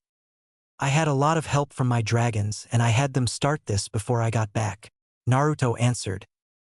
Narumi walked over to the table and grabbed a bowl of kitsune udon while Naruto grabbed a pot of ramen and started digging in with his usual gusto. So you know everything about my life. Why don't you tell me about yours? Naruto requested. Narumi set down her soup and started to speak. Well, as you know, I am one of the parts of the Jubi, created by the Sage of Six Paths, but you may not know that he was like a father to all of us. He tried to teach us to always be kind, loyal, honest, compassionate, and merciful. Few of my siblings have followed his teachings. After he died, I kept to myself for the most part. When I came upon an area where humans acted like animals, however, I lost myself to rage. To see humans using the gift my father had given them for evil made me sick. I always felt horrible afterwards and went into periods of seclusion. Then Hashirama and Mito came along. I was sealed inside Mito, which I hated at first. Over time, I got to know Mito better and we became close friends. When she was growing old and near death, I asked that she seal me inside of a female of her clan. As you know, she chose your mother. As with Mito, Kushina and I became very close. Unlike Mito, however, she trusted me. Once in a while, at least yearly, often more frequently than that, Kushina would let me control her body, and as a result, I got to know the people around her very well. I made an effort to act like her in public, and as a result, only her closest friends could tell the difference between the two of us. Narumi started to tear up, remembering the fond memories from Kushina's life. When she got pregnant with you, I was overjoyed. Then all that came to an end. With Mito, I had found out that it put too much stress on my container's body if it had to both contain me and bring a new life into the world. So, when your mother went into labor, I had her release the seal for her own safety and I stood guard next to her during the birthing process. I sensed someone approaching the cave right as you gave your first cry of life. I looked at the cave entrance and the next thing I knew, I was sealed inside you and Tusan was there with me. He told me that your parents were dead, but he refused to tell me how they died. A few years later, he finally told me that your mother had died trying to calm me down and that your father had given his life in order to seal me inside of you. The look on Narumi's face changed from sorrow to remorse. My two closest friends were both dead because of me. Look at me. Naruto said firmly, it was not your fault. You were not yourself, and my parents both knew the consequences of their actions. My mother knew that if she got in your way while you were on a rampage, that there was a good chance that she would die. My father knew exactly what he was doing when he summoned the Shinigami to seal you inside of me. If you refuse to acknowledge that, you insult them. If you don't believe me, ask them yourself. Narumi was now openly sobbing on Naruto's shoulder. You're right, Naruto, and I need to stop beating myself up over it. Naruto patted her back and repeatedly whispered in her ear, it's all right, cry all you need, till she eventually calmed down and said, do you recognize this clearing, Naruto? No, why should I? Naruto asked. This is where we first met. You just wanted to die. You honestly thought you were a demon. Narumi answered with a hint of anger in her voice. And now I am one, and happier than I have ever been, Naruto said with a hint of a smile on his voice. Eventually Naruto spoke up and said, we have to get going. It is time for the ceremony. And they silently set out for the Hokage monument. In front of the monument, a large platform was set up in front of the monument as people streamed in through temporary gates. Once everyone was in, the gates were closed. Minato appeared on the platform and started to speak. Citizens of Konoha, as many of you know, a week ago, the Uzumaki Namikaze compound was attacked and, as you saw, it was defended by a mysterious creature. One reason I have called you here is to explain what that creature is. The crowd came alive with excitement, speculating amongst themselves what it was. This creature has lived among you for years, and you tortured him for having the audacity to live. You convicted him on false charges and gave him a life sentence. The charges you brought against him being a demon. The creature you condemned is my son, Naruto Uzumaki Namikaze. Now, the charge you condemned him for all those years has become true, and there may be hell to pay. As he said this, Naruto changed into his demon form on the cliff above the monument, and he glided down to rest in front of the podium. All 20 tails fanned out. The crowd surged outward only to find that the temporary barriers had been replaced with a smooth stone wall. Naruto began to speak in a vindictive voice.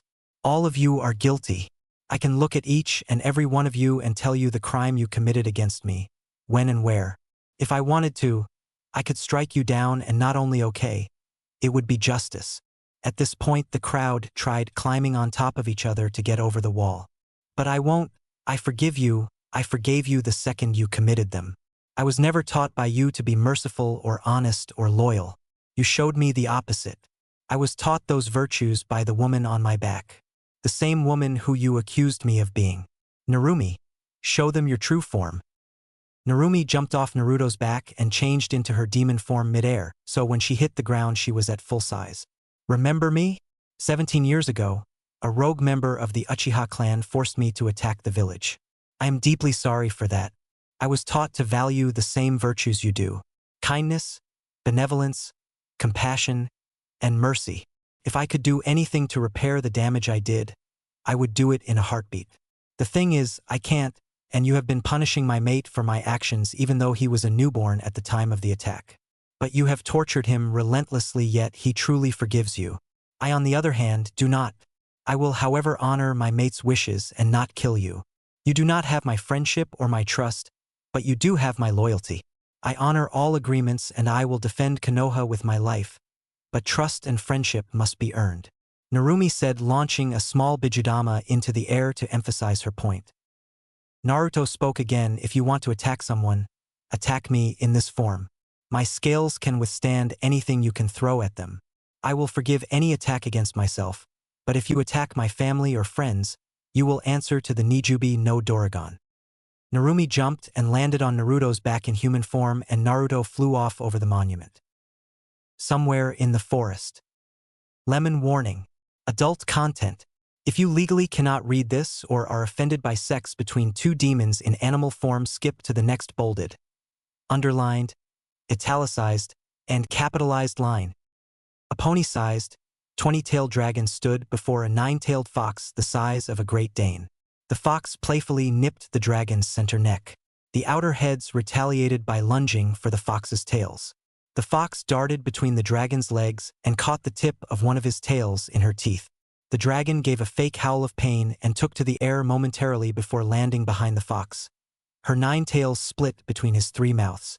The fox tugged her tails out of his mouth and started to rub his underbelly, feeling for a dick or a sheath, but found nothing. As she walked out from under him, something large and scaly poked her anus, but when she spun around to see what it was, there was nothing.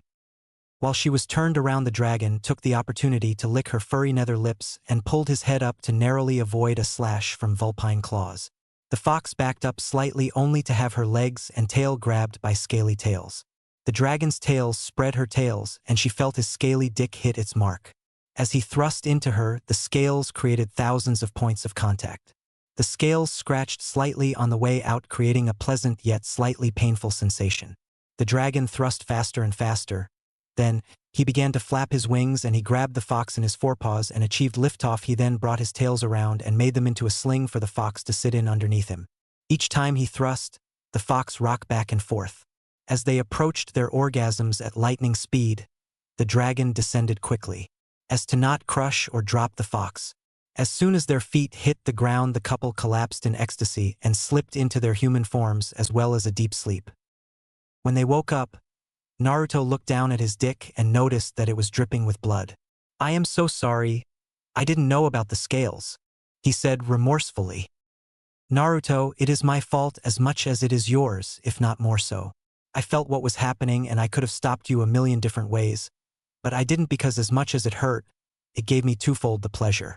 Not the pain itself, but the fact that it was you in your raw, unrefined, demonic form and that you were enjoying the experience." Narumi retorted passionately.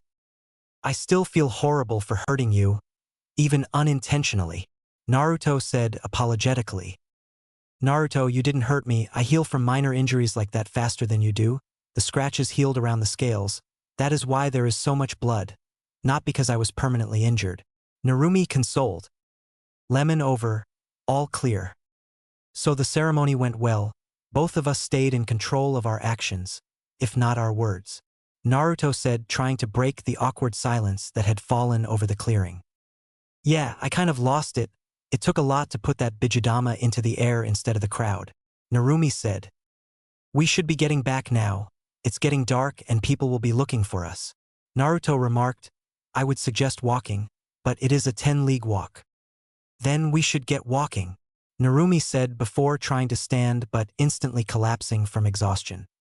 "No, I should get running," Naruto said protectively before recalling her into the seal. "Why did you put me in here? I could have ridden on your back," Narumi asked. "You could also fall off my back mid-flight in your state. I am not willing to take that risk. You are safe in there till we get home," Naruto answered. With that, Naruto started tree jumping back towards Konoha. "Why don't you just fly home? It would be markedly faster," Narumi questioned. "Because the seal cannot hold you while I am in any other form," Naruto explained. "Now get some rest, you need it." "Okay, night," Narumi responded as she drifted into a deep slumber. Warning: graphic scene, reader discretion is advised. After traveling about 20 miles, Naruto came upon a large clearing in the trees, and what he saw shocked him at first, but his initial shock quickly turned into insatiable rage. In the center of the clearing, which was illuminated with torches, a woman was chained to a stone table while being raped by one man while 4 others stood and watched. It was then that Naruto noticed something odd. The woman was not struggling against the chains. In fact, she wasn't doing anything at all. Her body was limp and she wore a lackluster look on her face. Naruto couldn't bear to sit there and watch this depravity anymore. He pulled out his soul weapon in the form of a kunai, then turned it back into box form, then turned the form knob to sniper rifle, the rate knob to bolt, and the size knob to syringe. Then he pressed the tranquilizer, monopod, and 500x variable scope button and activated it. He took aim at the victim's carotid artery and fired. The dart hit and the target's eyes closed and her head lolled to one side as she slipped into unconsciousness. Naruto then used a jutsu to pull her into the stone and another to allow her to breathe through the stone. Naruto quickly equipped his sealed Spartan armament. Then, letting loose a draconic roar, he created 1,000 Spartan warrior real clones in a circle 2 deep around the perimeter of the clearing. Then, he ordered them to lock shields.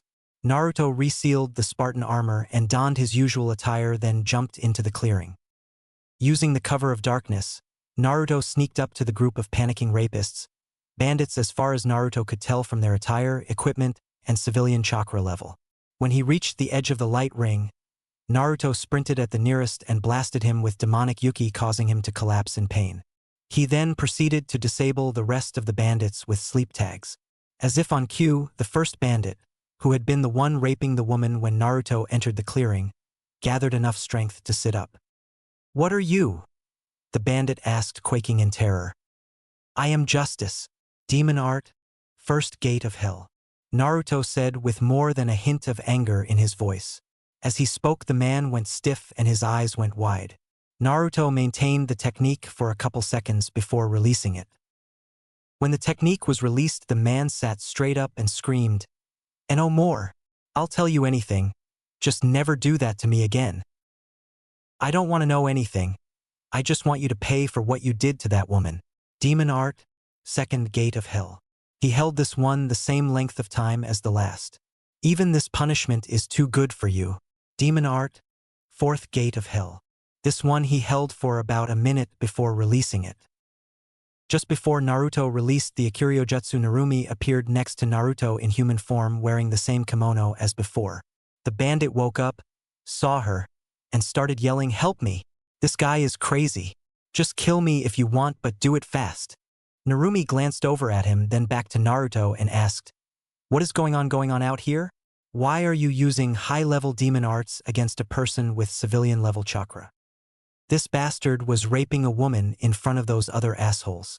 They must have drugged her or something, because at first glance I mistook her for being dead," Naruto said, abhorred. He started changing into his Hanyu form and said, "Bring the others over here, please."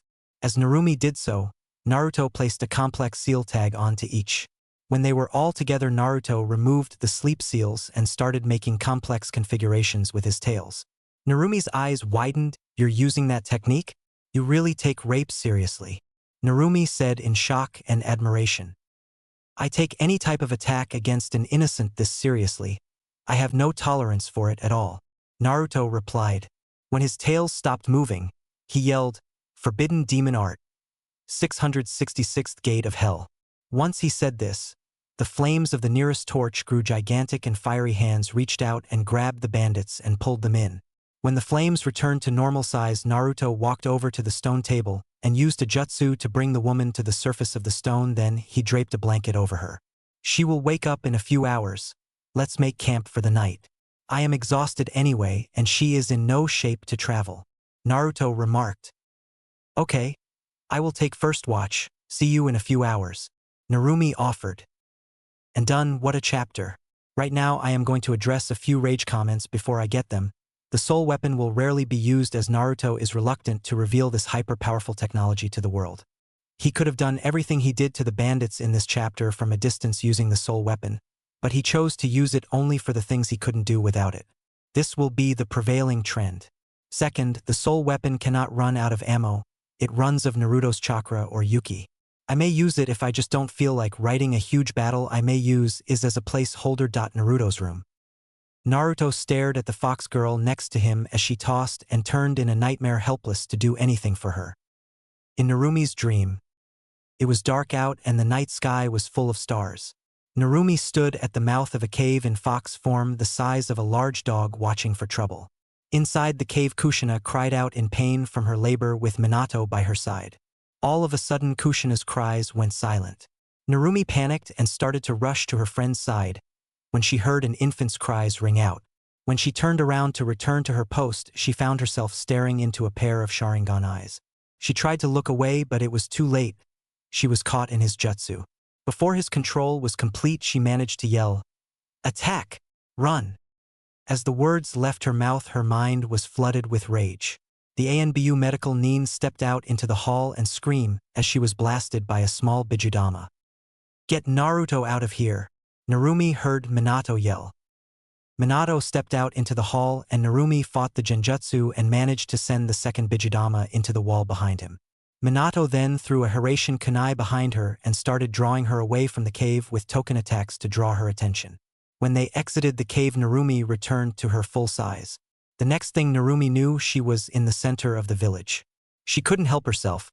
She started stomping on houses and swiping her paws and tails at people in the street. Ninja started coming after her and she batted them away like flies. She began to feel tiny pricks across her flank as a group of shinobi threw kunai and shuriken at her. It itched more than it hurt. Just to get it to stop, she launched a bijudama at them, which Minato redirected away with Hirashin. Dorai. He then began sending larger jutsu at his friend in order to draw her back out into the forest surrounding the village. Once he had led her out a few miles, he began preparing to seal away her power. All of a sudden, a single voice cut through the fog of the genjutsu. It was Kushina. Narumi, you have to fight this. I know this isn't you. I don't want to hurt you, but if you won't stop, I'll have to. Narumi felt her paw moving but couldn't stop it. Her claw pierced Kushina's abdomen as the kunoichi finished drawing the seal for her adamantine chains.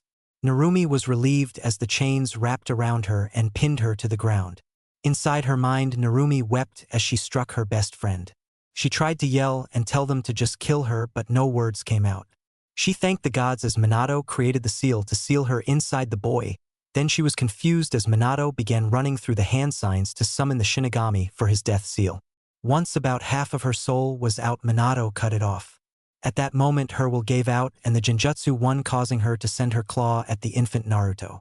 Minato and Kushina both threw themselves in the way, and the last thing Narumi saw before being sealed away was her two best friends dying on her claw. In Naruto's mindscape, Narumi found herself in a sewer-like cage, and she let out a soul-piercing scream, then began to sob hysterically. She wasn't crying for herself. Even this was too good after what she had done. She cried because of what she had done. Because of her, her best friends were dead. Because of her, their son would grow up alone. Because of her, their son would be hated. Most of all, she wept because she had betrayed what her father taught her. In Naruto's room, Naruto stared helplessly as his closest friend cried helpless to console her.